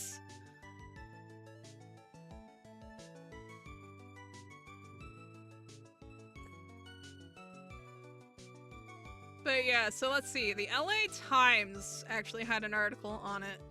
Yeah, 30 million on an Easter Sunday burglary at a San Fernando Valley money storage facility. Mia's like, you're not too bad. Let's see. Sources familiar with the investigation told the Times that a burglary crew broke through the roof of a Cardinal World building on Roxford Street. This is in LA. Ish. To gain access to the vault. Unclear how they avoided the alarm system. Yeah, no. That was wild. Let's see. Operators of the business did not discover the massive theft until they opened the vault Monday. And a helicopter found a large cut on the side of the building covered by a piece of plywood. A piece of plywood! And no one noticed it! Because it was Easter Sunday. There was an effort to breach the side of the cash holding building in addition to the roof, and at least one alarm was triggered during that time, but it was not connected to local law enforcement. Oh my god. What? I forgot all about this. Yeah, let's see. So an author of some book called Flawless Inside the Largest Diamond Heist in History, apparently said that it had the markings of a really, like, solid, like, professional, well thought out, solid plan. If your heist is cool enough, you should get away with it. It would be unfair otherwise.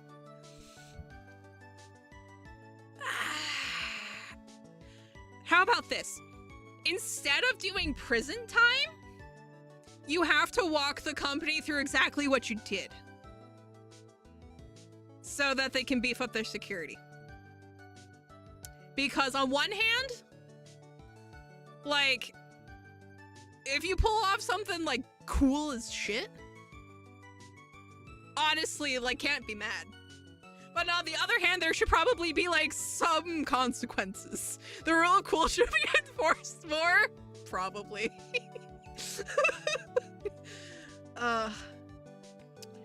Let's see. Ooh. There, as far as, let's see. It doesn't seem like anyone seems to know if the money was actually traceable, because it would have depended on if the vault actually had records of the serial numbers.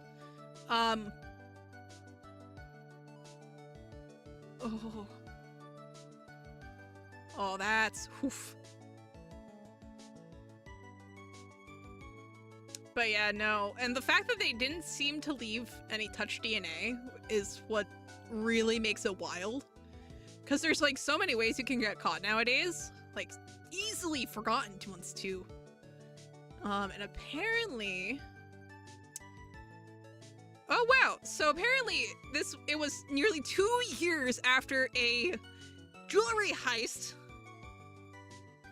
from a truck at a truck stop. Multi-million-dollar jewelry heist at a truck stop of all places. Just taken from the back of the truck at 3 a.m. My god, 20 large bags stuffed with jewelry, gems, and other items that had been transporting to LA from the international jet. No! No. Imagine sending your stuff to the International Gem and Jewelry Show in San Mateo, California, and having it stolen on the way back. Oh, that's so sad. Oh my god. And they never figured out who did it.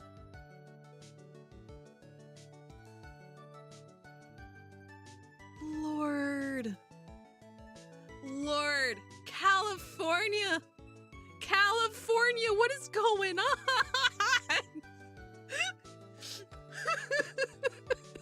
Lord. You did it, Phoenix. Thanks, Mia. Honestly, if I was any good at Payday, I would consider including it, but like there's no point. Because it's kind of off theme for the channel at this point. But no, honestly, like having like heists be included in like having to solve, you know, who pulled off a heist, that would make for a sick game, by the way. Just because like there's so many layers. Just put a mask on the avatar. Just put on a disguise, it's fine. Oh, Lord. It's because Maya doesn't call at me much these days. Oh, geez, I'm just joking, Phoenix. Don't take everything so seriously. But on the other hand, Maya, she seems kind of torn these days. You mean about becoming the master of the Korean channeling school? Becoming the master means saying goodbye to our mother, Misty Faye, right? Watch over her, will you, Phoenix? Of course. Oh, well then, see you around. Do you know how bad I almost expected her to include sport at the end? Like, she has no reason to, but like, Lord. Mr. Wright, I don't know what to say. Congratulations, Mr. Delight. Thank you so much. No, wait.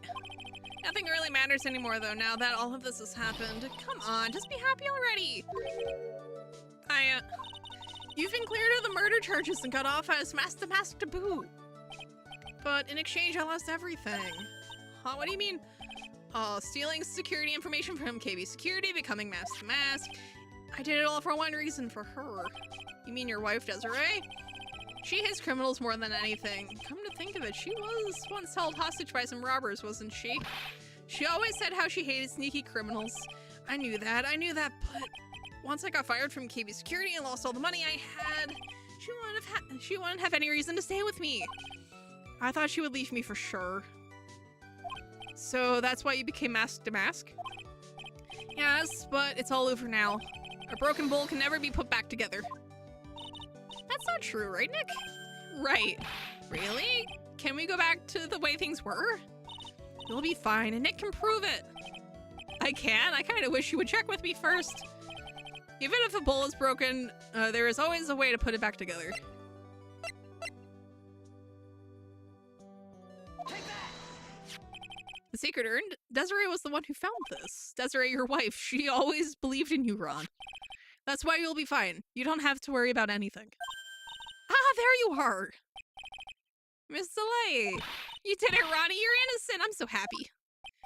Thank you, I appreciate that, but, I suppose you don't want anything more to do with me, do you? Ronnie, why didn't you talk to me about what was going on? I had no idea you'd quit KB Security. How much money does a security officer make that becoming a robber replaces it? It depends. But no, security can pay big money, especially if it's armed security. Oh yeah, no. It really depends on what you're guarding. I never imagined that you were really mask to mask either. Miss DeLay, what are you going to do now that you know? You're not going to really leave him, are you? Come on, it's obvious, isn't it? How could I ever let a wonderful man like him get away? After all, my bike's really fast. So fast that there's no way he could ever get away. But didn't you say that you hated criminals? Ow! I only hate people who act all cowardly and sneaky. Like that detective. I see. Ronnie went and declared his crimes before he committed them, like a man. I just love a man who's so chivalrous. Gumshoe is an armed detective and he makes peanuts, but he's also bad at his job. So, like, he probably started out fairly Gumshoe's not armed? Who would arm Gumshoe of all people? He has a fishing rod, a bug finder, and, like, a metal detector. This man doesn't have a gun. Chivalrous? I knew I was right about you. Every day I spend with you is filled with thrills and excitement. Desi. Aww, they're cute together. Desiree, you really do love Ron, don't you? Nicky boy. Yes, I'm really glad I asked you to defend my Ronnie. Thank you so much. I'll never forget what you've done for us. Oh, well, take care of yourself. You too, Nicky boy. I can feel my face going red. Mr. Nick, Mystic Maya, congratulations!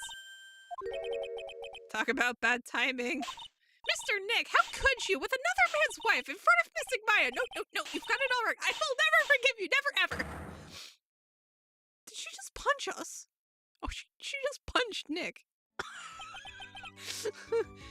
So just as the case came to a close, so too did my consciousness. Ron said a broken bowl can never be put back together, but I know that's not true. I mean, just look. Here's a perfect example of one that was put back together even better than before. Aww. Look at that. Beautiful. But that does mean that we have a new case. Oh boy. Sir, what are you wearing? And also, why is Maya the waitress? I'm very confused.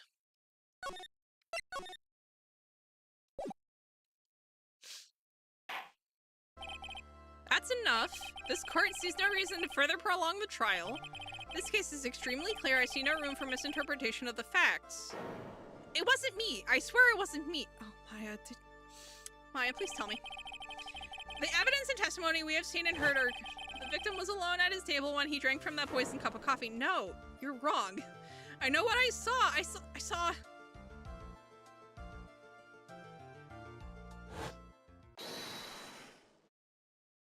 Don't go too long. The clown show starts at 8.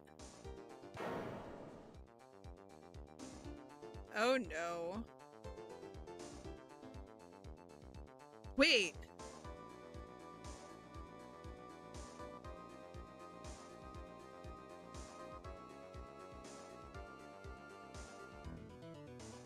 Oh, Oh, is like the debate tonight? Well, I'd say that pretty much wraps this case up, wouldn't you?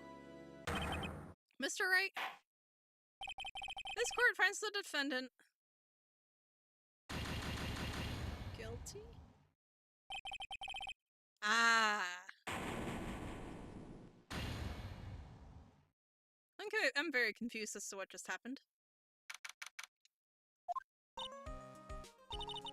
Ah, the start of the new year always makes me feel like I can take on the whole world. I bet it does, Maya. So, I've decided that our resolution should be Zavari, take on the world.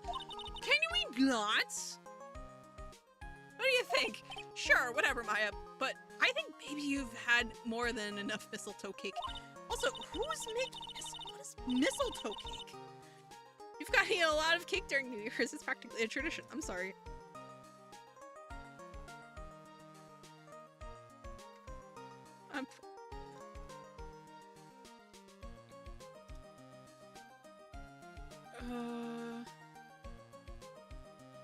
Okay, that's not what I'm looking for. Is mistletoe cake just the name of, like, a cake decoration? Cause wait, mistletoe cake recipe?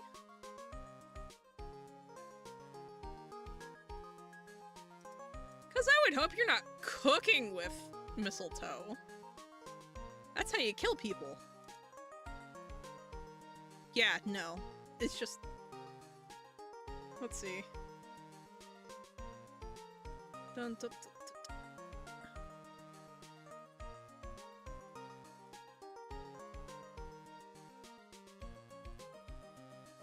dun. Okay, yeah, no. It's just cake.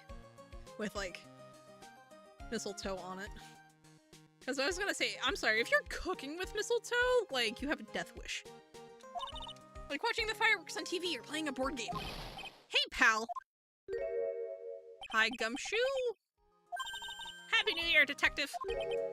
Likewise, now listen up, right? I wanna... Here's to another fruitful year of lawyer-police cooperation. Yeah, me too. Alright, pal. You've got some explaining to do. Have you got a holiday present for me, detective? What? Well, well, here, have this. It's really not much, but... Yay, thanks! Look, pal, we need to have a talk. Take a seat. Hey, what about Pearl? You haven't forgotten her present, have you? No, I mean, yes, I mean, no. Aren't you doing this on purpose? Guess I'm busted. How did you like my first practical joke of the year? Very funny, pal. Now let's see how funny you think it is when I show you this. What is it? A magazine? Hey, I want to see. Deadly poisoning brings guilty verdict. Defense attorney Wright trounced. Trounced? Let me see that.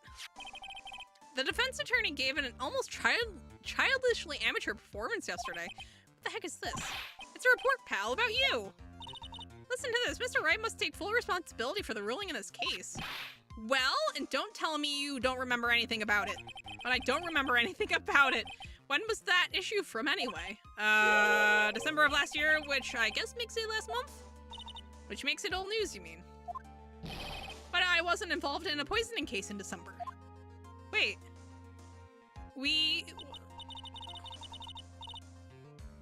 What? So what do you think this is all about, Nick? If it wasn't you, pal, then that leaves only one possibility. No way, you don't mean... A phony Nick. This must be Gumshoe's idea of a joke. Guess he's starting off the year with one too. Huh. So what are you gonna do about it, pal? What do you mean, what am I going to do about it? Well, it's your fault that the judge found the defendant guilty in this case. My fault? How do you figure that? Because Thought Phoenix Ray is super famous now. Well, maybe only sort of. Yeah, see what happens when you hotshots start getting too full of yourselves? But I didn't do anything wrong, at least not that I can remember. You better make this right, pal, now. And that means taking the case back to court, got it? Sounds like we've got our first case of the new year. Let's tackle it with gusto. I don't know, the judge already issued a guilty verdict once on this case. It's not going to be easy to get it overturned. I guess that New Year's resolution is going to have to wait until next year. So you're taking the case, right? Good. I'm gonna head over to the courthouse then. After that, I'll go back to the precinct to drop by if you need something, okay, pal? What on earth have we gotten ourselves into?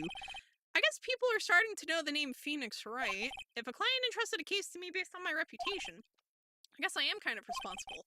But why would someone want to impersonate me? What sort of guy would do that?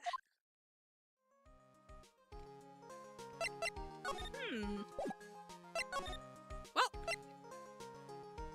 I like how we just casually have the detention center. Let's see. January 6th, detention center visitors room. This is so nerve-wracking waiting to meet our new client. I wonder just what kind of person you tricked and got found guilty. Keep it down, Maya. That kind of talk could ruin me. Ah!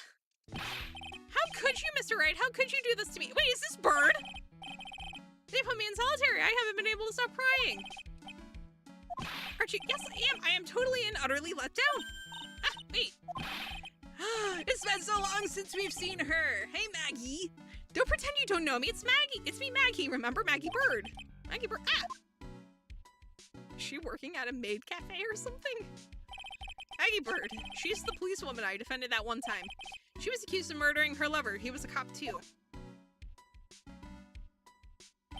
What are you doing in here? Didn't you get a quit? Oh, sure. Very funny. After that fifth-rate defense job, you come in here and start making jokes? You better hurry up and tell her what happened, Nick. Or rather, she needs to tell me. Oh, I see. So that's where we stand right now. I'm sorry you've been caught up in another murder. My whole life has been nothing but a whirlwind of bad luck and failures. I vaguely remember her saying the exact same thing last time. But I don't mind. What's one more disaster in my life? At least now the real Mr. Wright is here with me. I won't let the world keep me down, sir. Nice, okay, but I need you to get me up to speed on what happened. So how come you're dressed like that, Maggie? Last year you looked so sharp in that police uniform. I was fired after that incident last year. Oh, I'm sorry. It's okay, I don't mind one bit. I enjoyed being on the force, but I think it was time for me to move on. So, what do you do now? In the second act of The Life of Maggie Bird, I'm playing the role of a waitress. A waitress? Yes, in a French restaurant. It's a small place, but it's quite fashionable. Okay. My charming smile and shapely figure came through for me. And the owner, Mr. Armstrong, hired me straight away, sir. And then you got into this mess straight away, right? Yeah, you could put it that way. This whole mess started on the 3rd of last month. And it happened at Trebian. Trebian? Yes, it's a restaurant where good service and a friendly smile are always included. Oh. There were 2 men at the table, both drinking coffee. And then...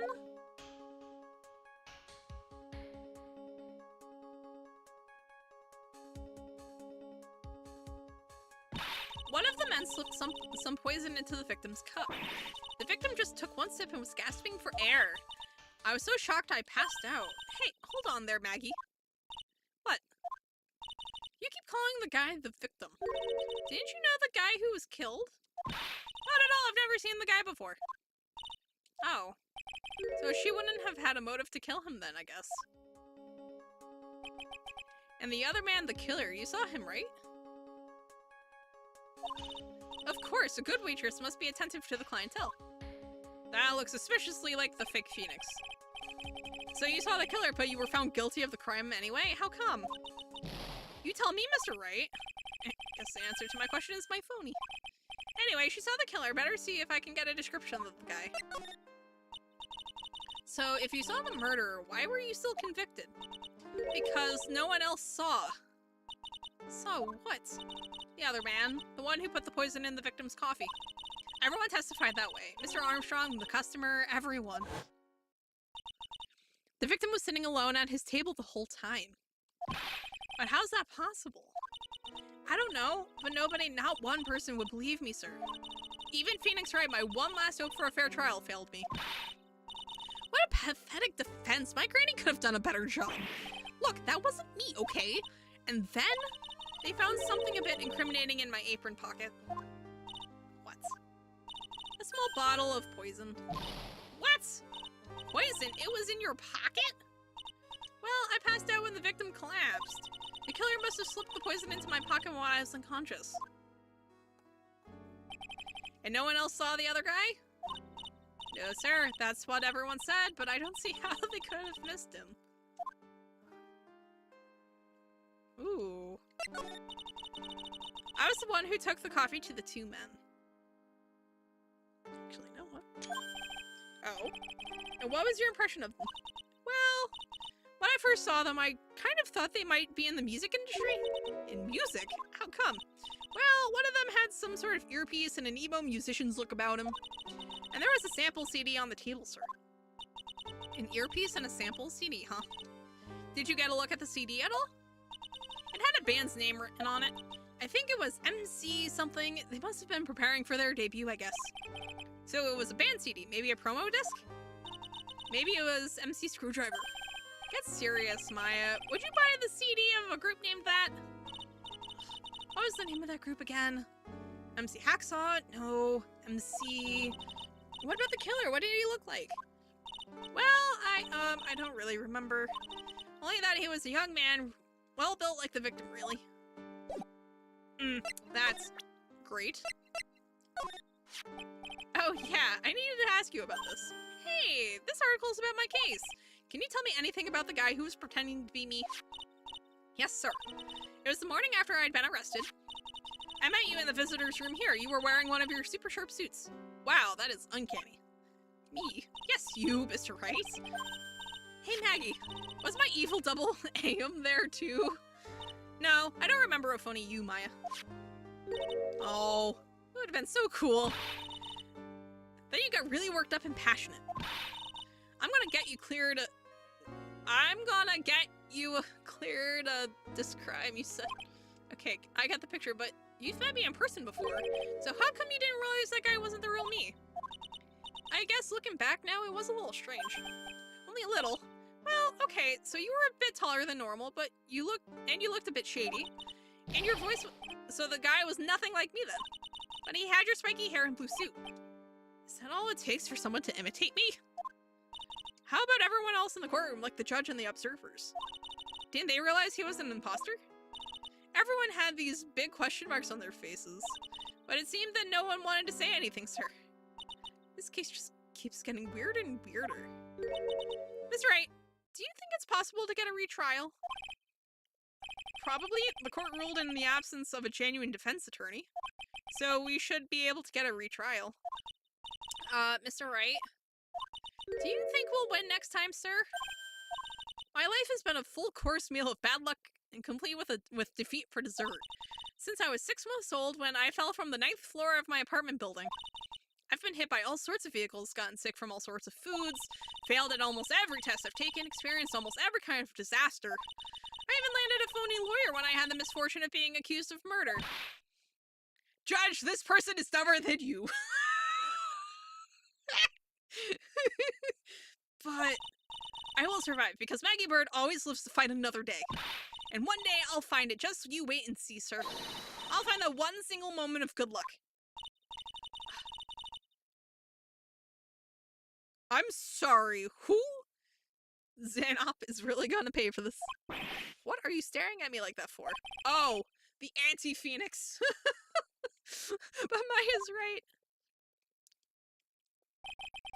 Whoever it is that thought it was a good idea to use my name and get an innocent girl convicted of murder had better watch out. We'll find him, don't you worry. We'll catch evil Phoenix for you. Thank you. Oh, I'll tell you where Trevian is.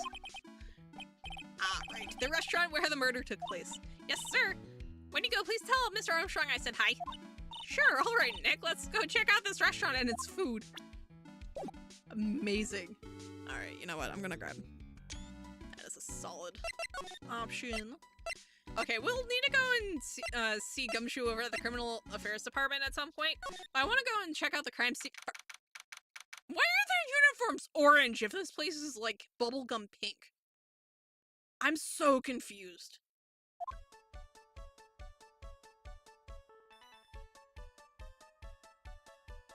Oh, is that Armstrong in the picture? Oh no. Wow, look at this place. Look, more like smell. What is with the suffocating scent of flowers in here? But again, girls like that kind of thing, right? Actually, I'm not all that into it. No one's coming to see us. Maybe there's no one here? Don't be silly, Maya. This is a restaurant and it's open for business. Hello! Anyone there? Anyone here? Oh, this guy. I'm afraid. I don't believe it. There really isn't anyone here. Perfect! Let's get intrusive. If there's no one here, we can take anything we want. Yeah, I suppose we can.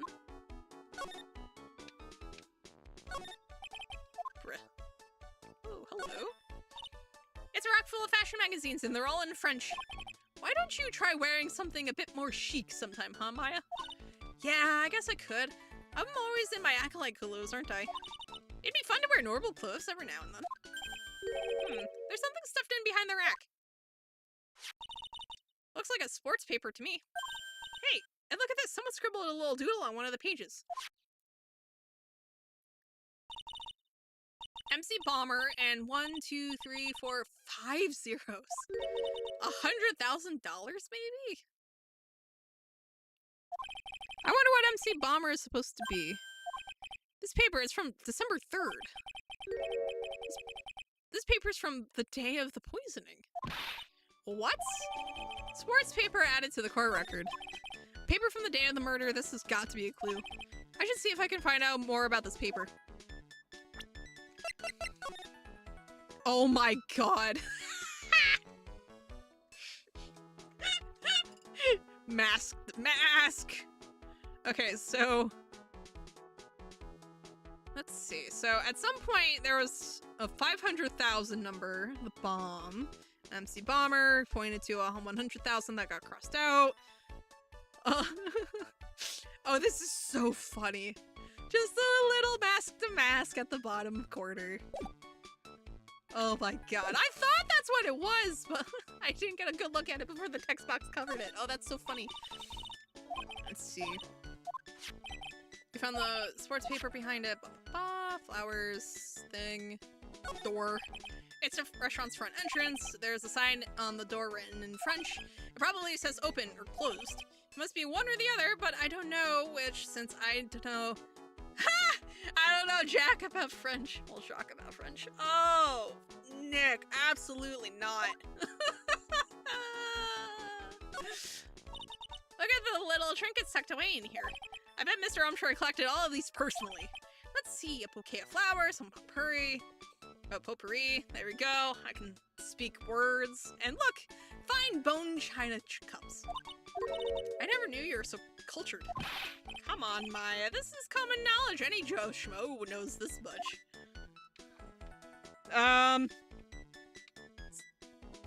No.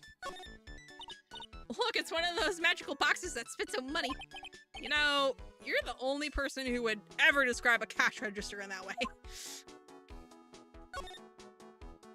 Alright, so that's windows. Wow, it's a beautiful winter wonderland out there. Really? Cool, I love snow. Let me see. Huh? It's not white, it's not even snowing. Got you. I was only kidding, Maya. Nick! There are lies that are okay to tell and lies that definitely aren't. All I did was tell an itty-bitty white lie about non-existent white snow. This table is set nicely and just needs a customer. What do you think this flower is, Nick? Let's see. Well, it doesn't look like a tulip, and it's not a sunflower, I don't think. Duh, even I could have told you that. Well, those are the only kinds of flowers I know. Dang, I'm a lawyer, not a botanist. This sounds like Sims 2 music. Oh, a little, yeah, actually.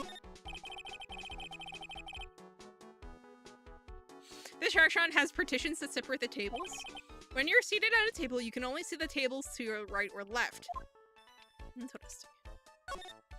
This must be the table where the murder occurred. I guess so, with all this police tape all around it. And that stain must be from the poisoned coffee. Don't go licking the tablecloth, okay, Maya? Why would I lick it? I'm not a cat, you know. Then why can't I picture you doing just that? Alright, so that seems to be everything that we can get here, right? Yeah, because that's the joke outside.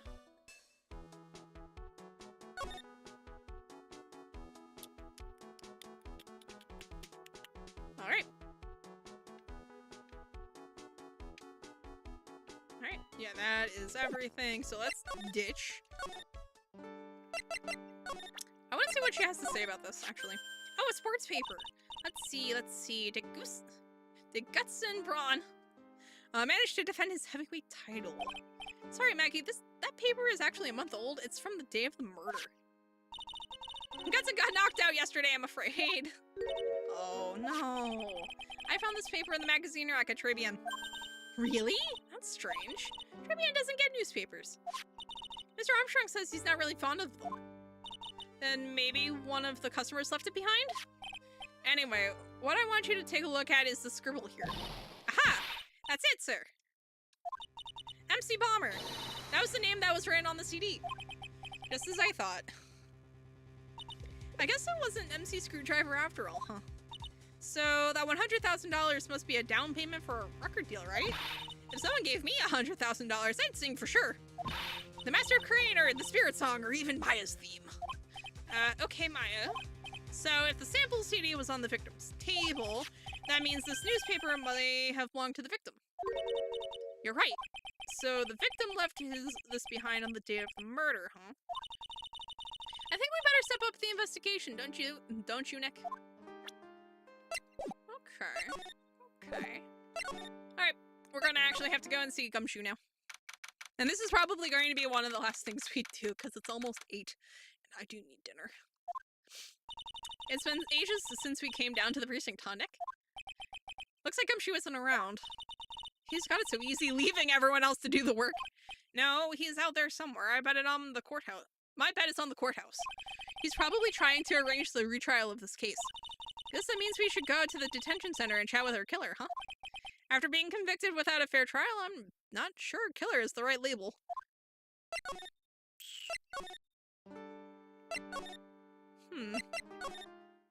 There we go. Oh la la, bonjour! Oh, no. Why did I do that? Welcome to La Tribune! Oh, hello. What happened to Maya? She's frozen stiff. Oh, no.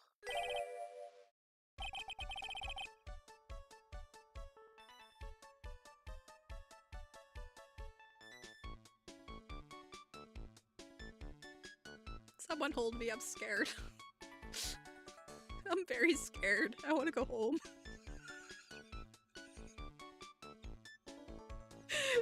Welcome to my petite restaurant. B Avenue. Can you just set stream right now? I mean, I could, but we'd have to start here tomorrow. Oh non, my petite julep. Me? Look at his face. Like that kitten rejected by its own mother. You are fatigued, non? Dolores, you need this. An aromatic bath oil melange of La Neroli and La Rose. My personal recommendation. Oh, that is the world's worst French accent I've ever done. Not that my French accents are ever good, to be fair, but like, Lord. You think I need what? Oui, just add a couple of drops of this mixture to the bathwater and voila! It will soothe your body and your mind. It's simply fantastic. I eat everything. Really? And for that, monsieur? Who, me? Look at that face! Like a little puppy rejected by life itself. You're fatigued, non? For you, monsieur, I recommend this. Oil of bergamot. Maybe a hint of... wee. I will add a peppermint and... like clary sage for a fragrance exceptional. So, I hate everything. Such an invigorating recipe will bring out your delicious beauty, monsieur. I can't decide what they were going for with this, aside from the French can be very... actually, from like flamboyant French, but like this is frightening. Lord, if you will be seated, I will bring you a special menu of the day. Actually, we're not here to eat, we're lawyers. I know this already, monsieur. You're Phoenix, right? No? Yes, you know me. I never forget a man who flirts with me, especially in court. What? Oh, absolutely not. I guess he was cross-examined by our mysterious... Oh, sir. Sir. Looks like everyone to do with this case knows who I am already. What is this character? Who wrote this? And why? Who wrote this and why? 'Cause I'm scared, y'all. I'm very scared. I want to know who thought... Oh, so this is Armstrong. Hi, man. Yeah, so... Yeah, let's see. We've got like 3 minutes left. Talking to him is going to take forever. So... Oh, God. Let me just toss down a save. Oh, I should turn that... There we go. So... yeah, we will be picking up with this case tomorrow. Starting with... interrogating Mr. Armstrong there. Who... I can't decide if they were... like, what stereotype they were going for? But... Lord? Why? Like... Let's see.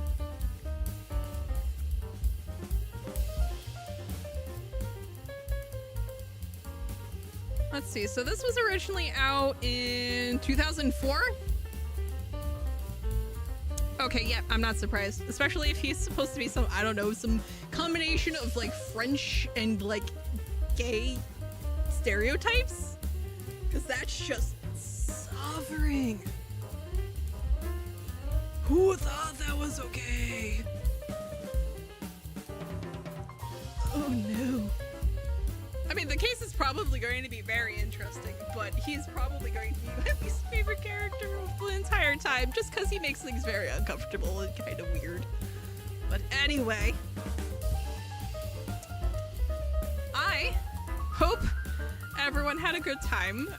The Mask case, perfection. Absolutely amazing. Loved it. But yeah, so tomorrow we are going to, like I said, we're going to be picking up with the case of the Imposter Phoenix and the retrial for Maggie Bird tomorrow. That is also probably going to be what we will be working our way through next week.